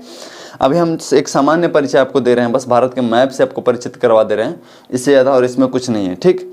अब आगे बढ़ते हुए हम देखते हैं, ये मैंने बताया आपको लक्षद्वीप जो है सबसे छोटा द्वीप है। ये कर्क रेखा आपको पिछले वीडियो मैंने सारा कुछ बता रखा है। देखिए श्रीलंका जो है भारत का ही उपमहाद्वीप है, भारत उपमहाद्वीप का ही एक भाग है। और वो जो है मैंने यहाँ पे नीचे लिखा हुआ, शायद आपको वीडियो में ना दिख रहा होगा क्योंकि कैमरा नीचे तक नहीं जा पाता है। मन्नार की खाड़ी से श्रीलंका और भारत के बीच जो खाड़ी है एक, जिससे अलग होता है, वो कौन सी खाड़ी क्या बोलते हैं आप इस बात को लिखिएगा, मन्नार की खाड़ी। मन्नार की खाड़ी जो है श्रीलंका और भारत को अलग करती है, ठीक है। मन्नार की खाड़ी श्रीलंका और भारत को अलग करती है। अब देखिए मन्नार की खाड़ी जब श्रीलंका और भारत को अलग करती है तो श्रीलंका, अब देखिए ये वाला हो गया बे ऑफ बंगाल, और नीचे क्या है, हिंद महासागर। तो हिंद महासागर और बे ऑफ बंगाल को जोड़ने वाला जो जल संधि है, आपको मैं बता दे रहा हूँ। जैसे कि मान लीजिए कि ये तो रेड पेन है, आप ये देखिए, ध्यान से समझिएगा इस बात को। जैसे मान लीजिए कि ये भारत का नीचे वाला भाग हो गया और नीचे एक ये वाला जो है श्रीलंका हो गया, ठीक है। तो ये ये बे ऑफ बंगाल हो गया, बे ऑफ बंगाल, और नीचे हो गया हिंद महासागर, ठीक है। हिंद महासागर आप देख सकते हैं, इंडियन ओशियन जिसको बोलते हैं, मैंने इंग्लिश में लिख देना है इसको, इंडियन ओशियन, ठीक है। तो ये वाला जो आप देख पा रहे हैं ये चीज़ है, ये क्या बोलते हैं इसको, मन्नार की खाड़ी। ये वाला मन्नार की खाड़ी जो भारत और श्रीलंका को अलग करती है, अब देख पा रहे होगे भारत और श्रीलंका को जो अलग करती है इसको मन्नार की खाड़ी, जबकि इन दोनों को जोड़ती हैं, मतलब बे ऑफ बंगाल और हिंद महासागर को जोड़ती है, इसको पाक जल संधि कहते हैं। ये बात याद रखिएगा, इसको पाक जल संधि कहते हैं, इसको पाक जल संधि कहते हैं। एक मिनट दोस्तों, मैं वहाँ पे मिटाने वाला थोड़ा सा भूल गया हूँ, लेके आता हूँ।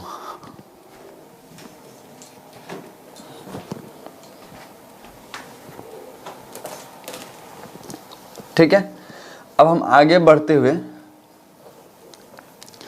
इसको हम लोग थोड़ा थोड़ा सब सारे सब्जेक्ट से रिलेट कर रहे हैं, ठीक है। रिलेट करने का मतलब, एक बात आप और ध्यान दीजिएगा, ये जो मुंबई है ना एक द्वीप पर बसा हुआ है, ठीक है। और देखिए भारत के पास लगभग 250 के आसपास, 237-36 के आसपास द्वीप है, 37 या 47 होना चाहिए, मतलब 250 के आसपास मान के चलिए, एक रेशियो ले लीजिए, मतलब तो ये 250 के आसपास भारत के पास द्वीप है, ठीक। अब देखिए ये जो आप, ये क्वेश्चन बीपीएससी में पूछा हुआ है दोस्तों कि लक्षद्वीप जो है, लक्षद्वीप, इस पे कितने सारे द्वीप थे, इस पे लक्षद्वीप के पास 36 द्वीप है, लेकिन सब पे जीवन संभव नहीं है, सब पे लोगों का निवास नहीं है। इसके पास ये लक्षद्वीप है, इस छोटा छोटा 36 द्वीपों से मिलकर बना है। लक्षद्वीप का राजधानी जो है करावती है, आप इस बात को लिख लीजिएगा, ठीक है, क्योंकि ये बीपीएससी में पूछा हुआ क्वेश्चन, अगर आप स्टेट पीसीएस कोई भी दे रहे हैं तो वहाँ पे भी ये सब क्वेश्चन पूछे जाते हैं, ठीक है। अब हम आगे बढ़ते हैं और इसको थोड़ा सा एक बात और आप जान लीजिए, भारत जो है आप, मैंने पिछले वीडियो में बताया था ना आपको कि ये, वैसे हम लोग जब प्लेट टेक्टोनिक थ्योरी पढ़ेंगे तो बहुत ही अच्छा से अध्ययन करेंगे, लेकिन अभी मैं आपको बता दे रहा हूँ थोड़ा सा कि भारतीय उपमहाद्वीप जो है ये अफ्रीका जो कॉन्टिनेंट है वहाँ से टूट कर आगे बढ़ा हुआ है। जब हम इसको प्लेट टेक्टोनिक थ्योरी बताएंगे तो वहाँ पे पढ़ेंगे, लेकिन अब देख लीजिए मैं थोड़ा सा यहाँ पे चर्चा कर देता हूँ। भारत का जो आप जैसे ऊंचाई, अब इससे आप अनुमान लगा सकते हैं कौन सी नदियाँ किधर बहती है, ठीक है।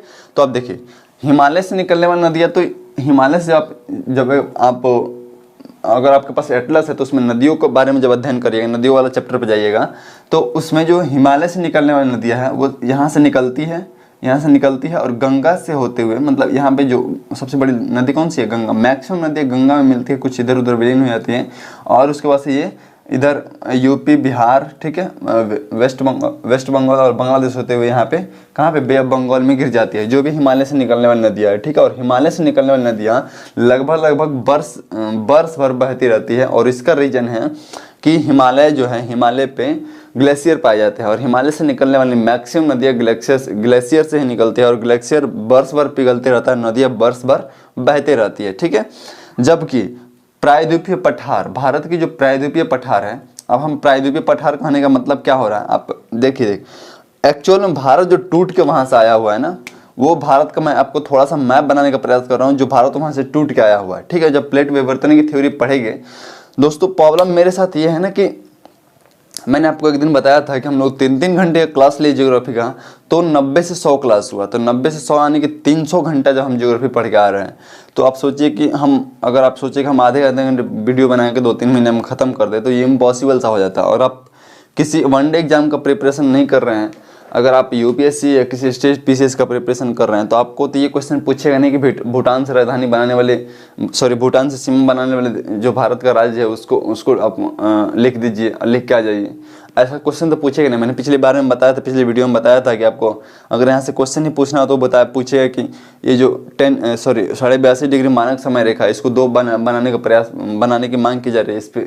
इसका लाभ और हानि की चर्चा करें, इस तरीके से क्वेश्चन। तो अब तो आप रट के गए हुए हैं कि भूटान, बांग्लादेश, नेपाल सीमा बनाने वाले राज्य। तो ये सब चीज़ें मैंने आपको संतुष्टि के लिए केवल बता रखा है और बता रहा हूँ कि संतुष्टि के लिए, और आगे जो जो इंडियन ज्योग्राफी पढ़ेगी तो इससे फ़ायदा होगा, इसलिए मैं बता रहा हूँ। लेकिन क्वेश्चन के अकॉर्डिंग जो आप क्वेश्चन यूपीएससी या फिर किसी भी स्टेट पीसीएस को उठा के देखिए, आपको पता चलेगा कि किस तरीके से क्वेश्चन पूछ रहा है और उसका जवाब किस तरीके से उसको चाह रहा है, ठीक है। मैंने पिछले वीडियो में कभी एक मोटिवेशन वीडियो डाला हुआ, उसमें बताया भी था दोस्तों कि अब आप जब कंपटीशन का एग्ज़ाम कर रहे हैं, तो अब आपकी पढ़ाई आपका रिजल्ट डिसाइड नहीं कर सकता है, आप जो पढ़ रहे हैं वो आपका रिजल्ट डिसाइड नहीं कर सकता है, दूसरा कितना पढ़ रहा है वो आपका रिजल्ट डिसाइड करेगा।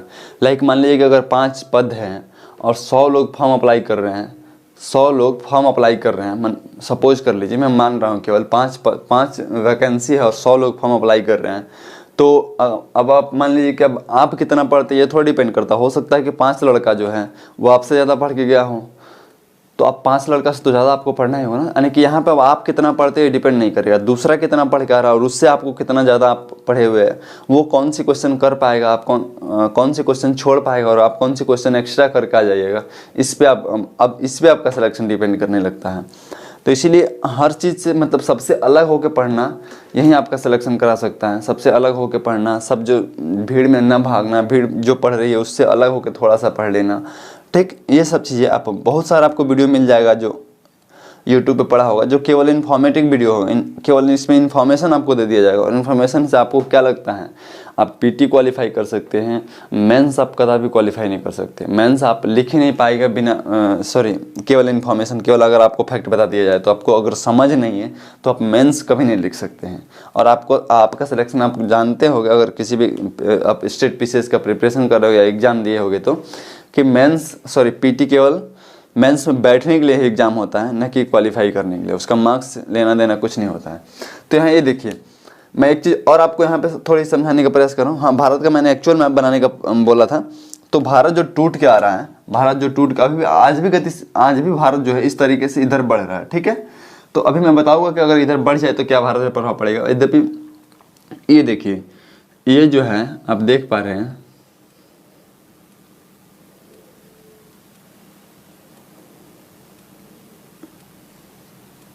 मैंने थोड़ा छोटा बनाया है, इतना ही भारत का मैप जो है, यानी कि अगर मैं इस पे बनाने का प्रयास करूं तो ये पूरा ये वाला मत देखिए, यहाँ से थोड़ा और कम कीजिएगा, दोनों तरफ से काटिएगा, ठीक है। मैं इसको रफ नहीं कर रहा हूँ, ऐसे ही मैंने ऐसे समझा दे रहा हूँ आपको, जैसे कि यहाँ से लेके आइएगा इधर, ठीक है, इतना यहाँ तक जाइएगा, फिर ऐसे ऐसे और इतना, ये हमारा भाग नहीं है, ऊपर वाला भी ये सब चीज़ें, ये आप जो इधर मैदानी भाग देखते हैं, इधर मैदानी भाग देखते हैं, ये चीज़ें, इतना ही भारत का प्रायद्वीपीय पठार कहने का मतलब इतना ही है। और इतना ही जो है टूट के आगे बढ़ा, और यहीं आके जब टेट सागर में से जब हम लोग पहले टेक्टोनिक थ्योरी पढ़े तो हमें बताया कैसे हिमालय की उत्पत्ति होता है और कैसे भारत आगे बढ़ रहा है। अब एक बात मैंने आपको उस दिन बताना भूल गया था कल की वीडियो में, यद्यपि आज भी चर्चा कर सकते हैं, कोई दिक्कत नहीं है। सपोज कीजिए कि ये ग्लोब है, ठीक। और भारत जो है आज भी आगे बढ़ रहा है। ये ग्लोब है और आज कल मैंने बताया था कि भारत 30 देशांतरों वाला देश है। तो अगर आप मान लीजिए कि हमारा विषुवत हो गया, ये हमारा देशांतरी रेखाएं हो गया कुल, ठीक है।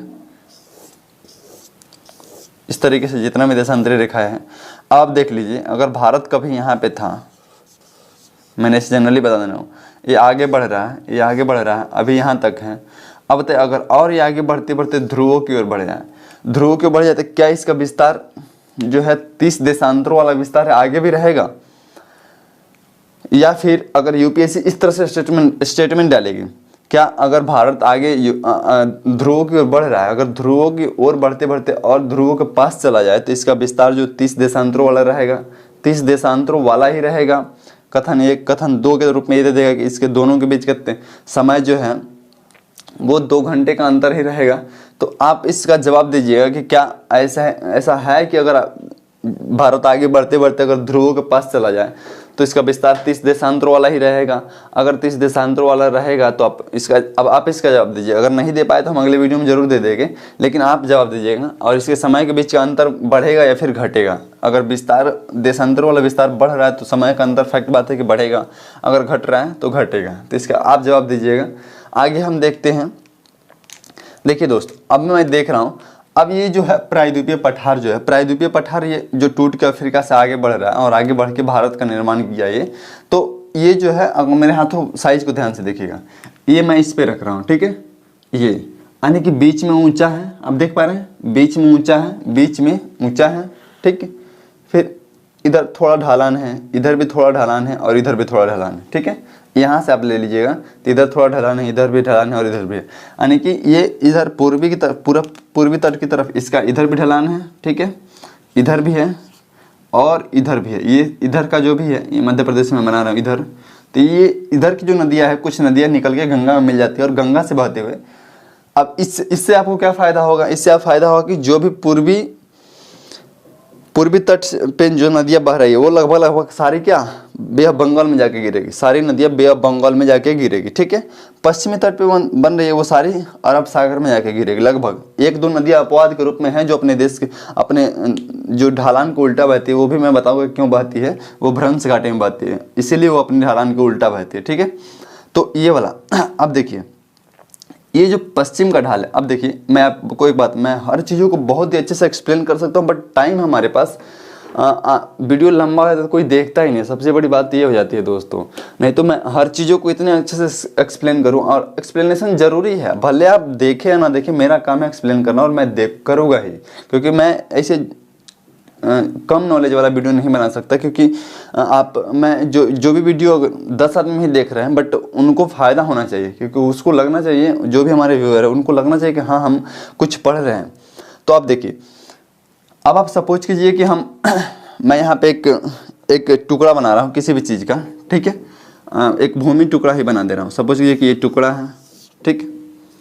आप इसको जस्ट मानना है, इमेजिन करना है, ठीक है। आप सोचिए कि यहाँ से बीच से मैं इसको तोड़ दे रहा हूँ, तो बीच से यहाँ इसको तोड़ दे रहा हूँ तो क्या और ये जो टुकड़ा है, मतलब कि ये अगर भूमि का टुकड़ा है तो आपको ये किनारे कुछ ना कुछ तो ढलान होगा। अगर मान ली कि ये चीज़ जैसे कि ये जो है, अब मैं जैसे मतलब कि ये उठा हुआ है, इस प्रकार से किनारे वाला भाग तो एकदम मतलब खड़ा होगा नहीं, किनारे वाला भाग एकदम 90 डिग्री का एंगल बनाएगा नहीं। तो लेकिन जब यहाँ से आप तोड़िएगा, जैसे इसी पेन को अगर मैं तोड़ रहा हूँ, यहाँ से तोड़ रहा हूँ, तो यहाँ पे जो एंगल बनाएगा मतलब एकदम 90 डिग्री का एंगल बनाएगा। ये जो एंगल होगा, ये जो है 90 डिग्री का लगभग एंगल होगा, यहाँ पे इस एकदम खड़ा टूटेगा, ठीक है। तो भारत जब अफ्रीका महाद्वीप से टूट के आया तो इसका पश्चिमी भाग, जैसे ये वाला इधर से टूट के इधर आगे बढ़ गया, ये अगर सपोज कीजिए कि भारत है, ये भारत का पश्चिमी तट है ऐसे, तो ये टूट के जब आगे बढ़ा, टूट के आगे बढ़ा इधर, तो ये वाला जो हिस्सा होगा, ये वाला जो कर्नर होगा इसका, पश्चिमी जो तट होगा, ये तो पूरा खड़ा होगा ना। तो यही रीजन है। अब देखिए मैं आता हूँ अपने टॉपिक पे, ये वाला भाग, ये पूर्वी तट से पश्चिमी तट जो है, ये इसका अपेक्षाकृत ये वाला तट ये ज़्यादा खड़ा है, और यहाँ की नदियाँ जो है बहुत तेज़ी से नीचे गिर जाती है। यानी कि ये नदियाँ जो है बहुत तेज़ी से नीचे गिर जाती है। जब ये इधर से बहती हुई आई और एकदम गिर गई, इधर से बहती आई एकदम से नीचे गिर गई। तो इसीलिए आप ये जैसे कि इधर का नदियाँ आप देखते हैं गंगा डेल्टा का निर्माण करती है, ठीक है, जबकि इधर की नदियाँ कम ढलान की वजह से डेल्टा का निर्माण करती है, इधर की नदी ज़्यादा ढलान की वजह से किसका निर्माण करती है, एस्चुअरी का निर्माण करती है। अब मैं आगे बढ़ाऊंगा कि डेल्टा और एस्चुअरी क्या है, आगे बताऊंगा जब आगे बढ़ेंगे हम लोग। इतना आप समझिए कि ढलान की वजह से इधर की नदियाँ जो है एस्चुअरी का निर्माण करती है, जबकि इधर की नदियाँ डेल्टा का निर्माण करती है, पूर्वी तट की नदियाँ डेल्टा का निर्माण करती हैं। आप समझ पा रहे होंगे कि ऐसा इसका ढलान ज़्यादा क्यों है। मैंने अभी बताया था कि भारत जब अफ्रीका से टूट के आया तो ये वाला भाग उससे टूट के आया हुआ है, तो यही कारण है कि ये वाला भाग जब टूट के आया तो इसका ढलान बहुत ज़्यादा है। ठीक है, अब हम आगे बढ़ते हैं, ये चीज़ आप समझ गए। मैंने अभी सामरिक दृष्टि से बताया था कि भारत जो हिंद महासागर में लोकेटेड है, तो हिंद महासागर में इसका लोकेशन से क्या प्रभाव पड़ेगा। आगे हम बढ़ते हैं और इसको थोड़ा सा पॉलिटी से कनेक्ट करें। अब एक बात एक बताइए, इसका जो पश्चिमी तट है इसको सह्याद्री बोला जाता है। ये भी बीपीएससी में क्वेश्चन पूछा हुआ है कि पश्चिमी तट को क्या बोलते हैं, पश्चिमी तट को सह्याद्री बोलते हैं। एक चीज़ मैं आपको बता दूँ कि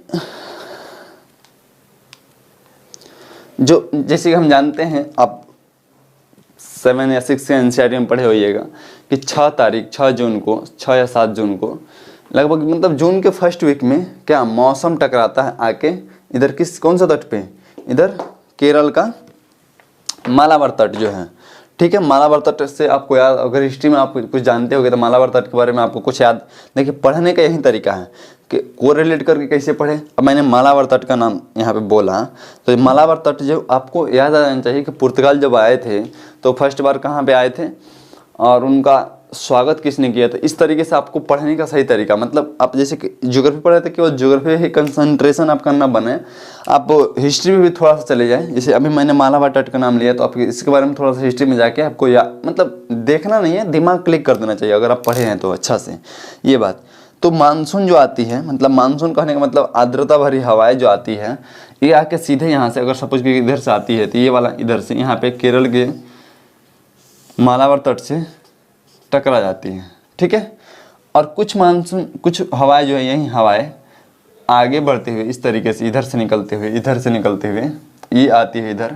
ठीक है, आप देख पा रहे होंगे, ये मैं बताऊँगा आगे सब चीज़। यहाँ पे थोड़ा सा मैं आपको एक्सप्लेन कर रहा हूँ थोड़ा सा।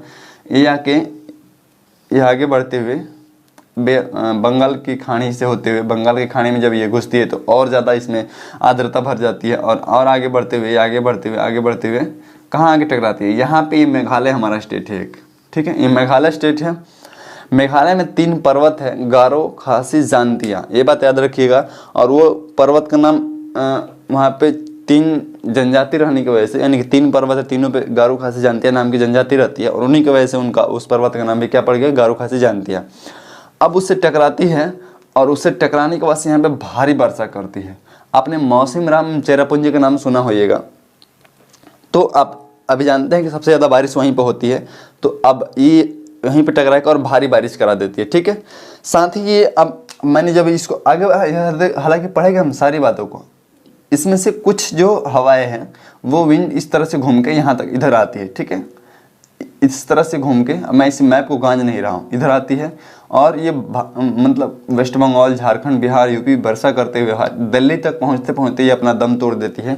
और फिर जो तब तक ये दिसंबर के आसपास, अक्टूबर नवंबर के आसपास ये फिर वापस लौटती है और वापस लौट कर फिर बे ऑफ बंगाल से क्या आर्द्रता भरी हवाएं मतलब इसमें पानी अपने साथ उठाती है, आर्द्र उठाती है और फिर वापस जाके ये तमिलनाडु के तट से टकराती है। और तमिलनाडु के तट से टकरा कर यहाँ पे भी अक्टूबर नवंबर दिसंबर के आसपास भारी वर्षा कराती है। ठीक है, यानी कि इसको लौटते हुए मानसून का वर्षा बोलते हैं। ये चीज़ें हम लोग सब पढ़ेंगे, खाली हम आपको जनरली एक व्यू दे रहे हैं बस। ठीक है, यहाँ पे तो आप जान गए कि यहाँ पे भारी वर्षा होती है चेरापूंजी और मौसिनराम में, क्यों होती है ये बात आप जान गए। ठीक है, अब हम आगे बढ़ते हैं, इसको सह्याद्री बोलते हैं। अब देखिए, ये जो तट है मैंने बताया था इसकी ढलान बहुत ज़्यादा है। अब इसको हम लोग थोड़ा सा इसको आप देख लीजिए, ये जो है एक पतली सी पट्टी है। अगर हमको देखिए, ये हम पहले कभी भारत का ही भाग हुआ करता था, अब भारत का भाग नहीं है। अब भारत का भाग नहीं है तो इस तरीके से अगर अब हम लोग को जाना होता है तो अब हमारा ट्रेन किधर से होकर जाती है, इधर वेस्ट बंगाल से होते हुए ये असम होते हुए और इधर जाती है, यानी कि सैकड़ों किलोमीटर अधिक डिस्टेंस तय करके हम लोग जाते हैं। ठीक है, और इस दृष्टि से अगर देखिए चीन क्यों इतना बेचैन रहता है, यहाँ पर डोकलाम है, डोकलाम जो विवाद हुआ था, अगर चीन इसको काट दे, ठीक है, चीन इसको काट दे तो हमारा जो ये वाला 7 स्टेट्स है, जो भी 7 स्टेट है इधर का, वो हमारे मतलब बस से अगर ये बहुत ज़रूरी है कि ये पतली सी जो पट्टी है हमारे पास रहे, एक पतली सी पट्टी है। और इसीलिए हम लोग मतलब इस अब जो हम देखिए एक समय था, अभी आपने एक पॉलिसी पढ़ी हुई है, नाम सुनिए अगर आपने पढ़े हुई है, मतलब पढ़ रहे होंगे पेपर वगैरह, तो एक पॉलिसी था लुक ईस्ट पॉलिसी, पूर्व की ओर देखो नीति। हालांकि मोदी जी ने उसको प्रभावी रूप से प्रभावी करने के लिए, मतलब प्रभावी बनाने के लिए उसको एक्ट ईस्ट पॉलिसी में बदल दिया। हम लोग इसके बारे में भी चर्चा करेंगे आगे जब हम लोग IR पढ़ेंगे। मैं आपको सिर्फ इससे पोल साइंस से कनेक्ट कर रहा हूँ। अब देखिए, तो हम पूर्व की ओर पहले से देखिए, आज़ादी के समय से ही ये लोग थोड़ा सा अपने आप को कड़ा छटा महसूस कर रहे हैं, करते भी हैं, आज भी करते हैं, क्योंकि अब जो भी कहिए, लेकिन इस पर मतलब ये पूर्वी स्टेट आज भी थोड़ा सा मतलब अब जो इस पे जो लुक ईस्ट पॉलिसी हो, एक्ट ईस्ट पॉलिसी के थ्रू, या फिर अभी बहुत सारी योजनाएं इधर चलाई जा रही है, क्योंकि इसको मतलब ऐसा फील होता है, आप बिलीव नहीं करिए, ये ऑनलाइन क्लासेस सेशन में बोल नहीं पा रहा हूँ। नागालैंड के लोग जब आते हैं तो वो ये नहीं कहते कि हम दिल्ली जा रहे हैं, वो ये कहते हैं कि हम भारत जा रहे हैं। अब समझ पा रहे हैं मेरी बातों को? मतलब वो लोग ये बोलते हैं कि हम भारत जा रहे हैं, इस तरीके से मतलब उन लोगों के मन में अंदर बैठा हुआ है। अगर हमारे यहाँ भी, अब यहीं पे देख लीजिए, अगर दिल्ली में है, अगर आप यूपी बिहार से हैं, तो अगर मतलब कोई भाई बहन जो भी है वो अगर असम या फिर नागालैंड, उधर मिजोरम, मेघालय, त्रिपुरा से आते हैं, तो उन लोगों का मतलब थोड़ा सा आप समझ सकते हैं मैं क्या बोलना चाह रहा हूँ। मैं ऑनलाइन खोल के बोल नहीं पा रहा हूँ, तो इस तरीके से तो हम क्या बोलते हैं कि ये थोड़ा सा नेपाली के जैसा दिख रहा है या फिर थोड़ा चाइनीज के जैसा दिख रहा है। भाई दिस इज रॉन्ग, ये गलत है, बट हम लोग ऐसा व्यू बना लिए हुए हैं। तो ये थोड़ा सा उन लोगों को दिल में ठेस पहुंचता है कि हम भारत का ही है और हमको मतलब ऐसा पहचान दिया जा रहा है। तो ऐसा करना नहीं चाहिए, बिल्कुल नहीं। वो हमारे भाई बहन हैं, हमारे अपने हैं बस। इसलिए अभी जो इंडियन गवर्नमेंट ने बहुत अच्छा पॉलिसी, मतलब बहुत अच्छे से इस पर ध्यान दिया है। और इसका रीज़न ये है कि ये हम जो है दक्षिण एशिया में पहुँचे, पूर्वी एशिया में पहुँच सके। पूर्वी एशिया का नहीं मतलब 10 देश, आसियान के देश जो है वहाँ पे पहुँच सके, दक्षिण पूर्वी एशिया में, ठीक है। तो इस तरीके से, तो इसलिए हम इस पे ध्यान दे रहे हैं। आप इसको पोल साइंस से कनेक्ट कर लिए, थोड़ा सा कनेक्शन तो आपको दिख रहा होगा कि अगर हम इसको, ये सामरिक दृष्टि से कितना महत्वपूर्ण है। इधर अंडमान निकोबार द्वीप समूह के बारे में अगर बात करें तो अंडमान निकोबार द्वीप समूह आप जानते हो कि जितना दूरी इससे भारत का, उससे बहुत कम दूरी के इंडोनेशिया से है।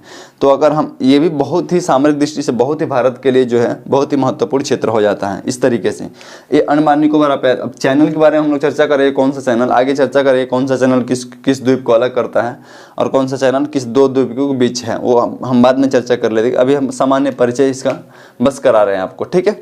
एक बार मैं देख ले रहा हूँ वीडियो रिकॉर्ड हो रहा है कि नहीं, फिर आगे हम बताते हैं आपको।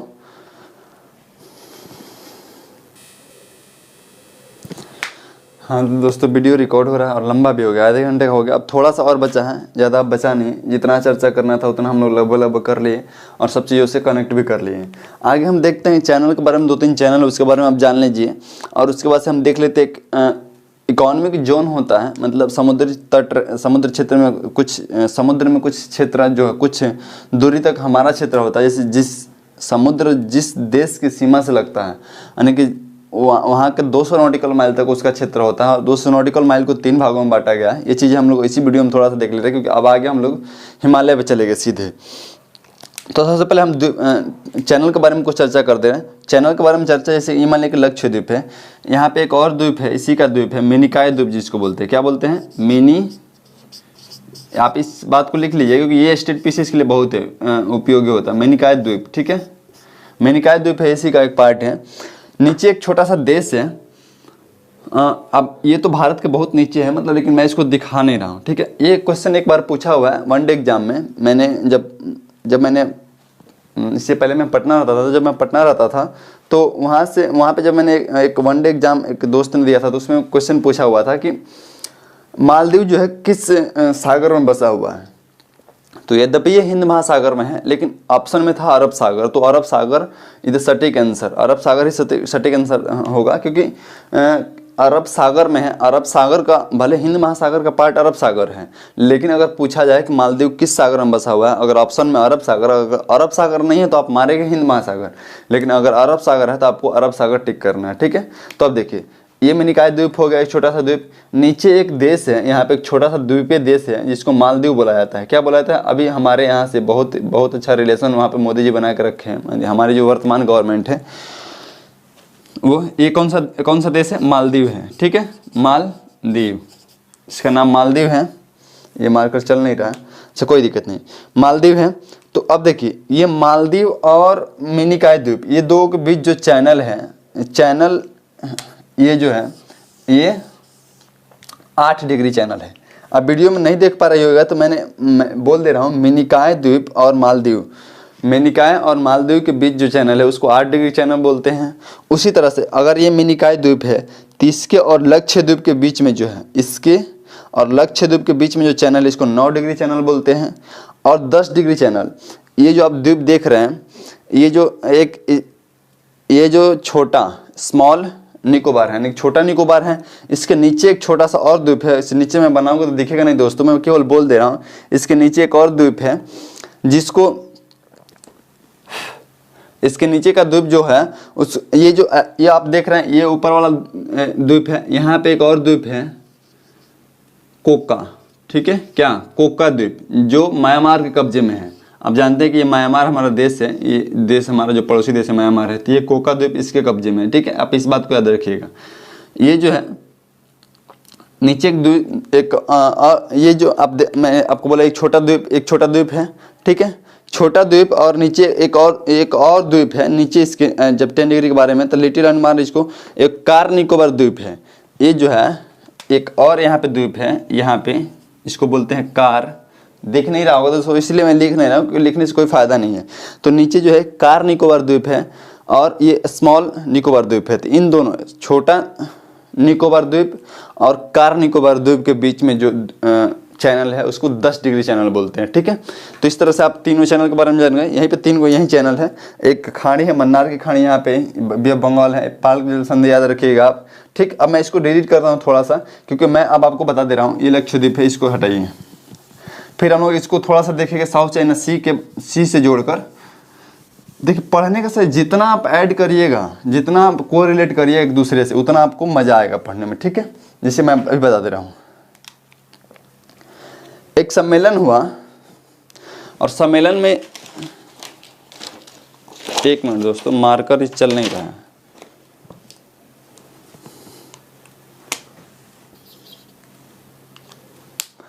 एक सम्मेलन हुआ 1982 में, अनक्लॉस करके, United Nation Convention law of sea ऐसे करके है, अनक्लॉस करके एक सम्मेलन हुआ 1982 में। उसमें डिसाइड किया गया कि समुद्र तट, जैसे आपका अगर कोई देश है, मैंने अभी बताया था कि लैंडलॉक देश एक होता है, लैंडलॉक का कोई सीमा कोई भी किससे, समुद्र से नहीं लगा हुआ था। एक और शब्द आपको मैं बता देता हूँ, बफर स्टेट से परिचित करा देता हूँ। यद्यपि हम लोग इसको IR में देखेंगे, लेकिन अभी यहाँ पे परिचित, क्योंकि भारत के पास ये जो नेपाल है बफर स्टेट का काम करता है, भूटान है बफर स्टेट का काम करता है, तिब्बत यहाँ पे एक छोटा सा बहुत बड़ा पठारी देश था दोस्तों, आप जानते होइएगा। तो तिब्बत, ठीक है, तिब्बत जो देश था यहाँ पे, चीन ने इसको कब्जा कर लिया और चीन ने कब्जा कर लिया। तिब्बत एक समय था कि वो हमारा बफर स्टेट, अगर आज तिब्बत होता तो फिर हमारा चीन से बाउंड्री ही नहीं लगता, हमारा कोई झंझट नहीं होता चीन को लेकर। तो तिब्बत जो था एक बफर स्टेट का काम कर रहा था, और बफर स्टेट का काम इसीलिए हमारा बाउंड्री अब चीन से नहीं लग रहा था, तो हम सीमा विवाद कोई होता नहीं। अब बफर स्टेट होता क्या है, देखिए, दो देशों के बीच तीसरा एक ऐसा देश, अगर आपके पास वर्ल्ड मैप है तो आप मंगोलिया को देखिए, आपको समझ जाइएगा। मंगोलिया एक बफर स्टेट है। बफर स्टेट करने का मतलब मान लीजिए कि ये एक देश का सीमा है, ठीक है, और दूसरा अगर मान लीजिए कि एक ये देश है, एक ये देश है, और तीसरा देश यहाँ पे है, ठीक है, तीसरा देश यहाँ पे है। इस तरीके से ये मान लीजिए आप रूस मान लीजिए, ये चीन मान लीजिए, और ये मंगोलिया मान लीजिए। तो दो देशों के बीच एक तीसरा देश आएगा जो दोनों देशों के बीच होगा। ये चाहे यहाँ तक भी आप मान सकते हैं, इसको कोई दिक्कत नहीं, यहाँ से यहाँ तक भी मान सकते हैं, कोई दिक्कत नहीं। ये भी बफर स्टेट का ही काम करेगा, मतलब इसके बाउंड्री हटाएगा। ये बाउंड्री एक दूसरे से भले लग रहा है, यहाँ पे ये कर्नर पे लग रहा है, दोनों रसिया और चीन का बाउंड्री इधर भी लग रहा है, लेकिन ये जो बीच का जो इसको बाउंड्री अलग कर दे रहा है, तो ये बफर स्टेट काम कर रहा है, ठीक है। तो बफर स्टेट जैसे नेपाल हो गया, नेपाल हमको चीन से थोड़ा सा अलग करता है, भूटान हो गया। तो इस तरीके से एक समय था जब तिब्बत बफर स्टेट था, तो झमेला ही नहीं होता, इतना जो चीज़ें हो रही है वो सब चीज़ें नहीं होती, ठीक है। तो बफर स्टेट, अब हम थे कि जो अनक्लॉस सम्मेलन था उसके थ्रू तीन को बाउंड्री डिसाइड किया गया कि 3 बाउंड्री होगा। एक 12 नॉटिकल माइल तक समुद्र से, एक 12 नॉटिकल माइल। अब नॉटिकल माइल क्या होता है, ये मील नहीं होता है, आप इसको गूगल कर लीजिएगा कितना मील होता है, इसमें कितना किलोमीटर होता है। 12 नॉटिकल माइल। दूसरा आता है 24 नॉटिकल माइल तक, ठीक है, 24 नॉटिकल माइल तक। और तीसरा होता है 200 नॉटिकल माइल तक, ठीक है, 200 नॉटिकल माइल तक। इसको प्रादेशिक क्षेत्र बोलते हैं, ठीक, इसको संलग्न क्षेत्र बोलते हैं, और इसको अनन्य आर्थिक जोन बोलते हैं, अनन्य आर्थिक क्षेत्र बोलते हैं। आप इस बात को लिख लीजिएगा कहीं साइड में, ये चीज़ें आपको बार बार फेस करनी पड़ेगी, ठीक है। ये प्रादेशिक, इसमें आप कुछ भी करिए, ठीक है, इसमें आपको जो अच्छा लगे कर लीजिए, कोई ये आपका पूर्णतः आप इस पे आपका अधिकार है, ठीक है। 12 नॉटिकल माइल तक आप समुद्र में घुस के कुछ भी कर लीजिए, कोई दिक्कत नहीं है। 24 नॉटिकल माइल तक आपको आर्थिक अधिकार है, लाइक जैसे कि आपको टैक्स वसूल करना है, साफ सफाई कर लेना है समुद्र की, तो ये आप, क्योंकि ये आपके एरिया में है, ठीक है। 24 नॉटिकल माइल तक भी आपको आर्थिक अधिकार है, यहाँ पे आप जो अच्छा लगे 12 नॉटिकल माइल तक कर सकते हैं। 200 नॉटिकल माइल तक आप वैज्ञानिक अनुसंधान कर सकते हैं, कोई अगर कृत्रिम रूप से द्वीप बनाना चाहे तो वो बना सकते हैं, इस तरीके से आप कर सकते हैं, ठीक है, 200 नॉटिकल माइल तक। तो आप इस बात को याद कर लीजिएगा, मतलब लिख लीजिएगा। इसको प्रादेशिक क्षेत्र बोलते हैं, इसको संलग्न क्षेत्र बोलते हैं, और इसको अनन्य आर्थिक क्षेत्र बोलते हैं, ठीक। 200 nautical mile, 24 nautical mile and 12 nautical mile. और ये भी लिख लीजिए कि इसके ये जो 12 नॉटिकल माइल संपूर्ण अधिकार है, यहाँ पे आर्थिक अधिकार, आप टैक्स वसूल कर सकते हैं, ठीक है। यहाँ पे आपको वैज्ञानिक अनुसंधान, नए द्वीपों का निर्माण कर सकते हैं, इस तरीके से आपको अधिकार है। आगे देखिए, अब हम चले जाते हैं आपको साउथ चाइना सी विवाद पे थोड़ा सा इससे कनेक्ट करके। साउथ चाइना सी विवाद कुछ नहीं है, पेपर में आप सालों से देख रहे हो, हर रोज छाप ही देता है, लगभग 2-4 दिन के बाद से कि चीन ने साउथ चाइना भी सी पे दावा किया, साउथ चाइना सी में नए द्वीपों का निर्माण कर रहा है। तो वो कुछ नहीं, ये 200 नॉटिकल माइल का जो सीमा है ना, इसके बाहर का समुद्र है। जैसे मान लीजिए कि हमारा ये सपोज कीजिए कि ये चीन है, मैं जनरली बना दे रहा हूँ इसे, चीन है, ठीक है। अब चीन है तो अगर चीन का ये मान लीजिए कि ये इसका इकोनॉमिक जोन हो गया, ठीक है, ये 200 नॉटिकल माइल है, 200 नॉटिकल माइल है, ठीक है, NM लिखा हूँ मैं, 200 नॉटिकल माइल है। अब चीन क्या कर रहा है, अगर मान लीजिए कि यहाँ पे एक देश है, यहाँ पे बहुत सारा देश है, उसके जब साथ देखिएगा तो वियतनाम, लाओस, कंबोडिया, ये सब सारा देश है, ठीक है। और मान लीजिए कि ये हो गया साउथ चाइना सी, साउथ चाइना सी हो गया। तो ये क्या कर रहा है, अगर मान लीजिए कि ये एरिया हम मान लेते हैं साउथ चाइना सी की, तो इसका तो 200 नॉटिकल माइल तक यहाँ पे पूरा हो जा रहा है, ठीक। अब यहाँ पे जो दो देश है वो भी तो चाहेगा ना कि हम भी 200 नॉटिकल माइल तक हमारा भी एरिया रहे। साउथ चाइना विवाद मैं आपको समझा रहा हूँ यहाँ पे, इसी से कनेक्ट करके। तो ये क्या कर रहा है ना, चीन क्या कर रहा है ना कि हमारा 200 नॉटिकल माइल तक नहीं है, हमारा पूरा अधिकार है साउथ चाइना सी, तुम्हारा इसमें एक भी नहीं है, मतलब तुम्हारा 1 नॉटिकल माइल, 2 नॉटिकल माइल, 3, इतना भी नहीं है, तुम्हारे देश के अंदर ही है। बाकी साउथ चाइना जो सी है ये 200 नॉटिकल माइल मानने से इनकार कर रहा है, और ये साउथ चाइना जो सी है टोटल मेरा है, बस इतना ही विवाद है।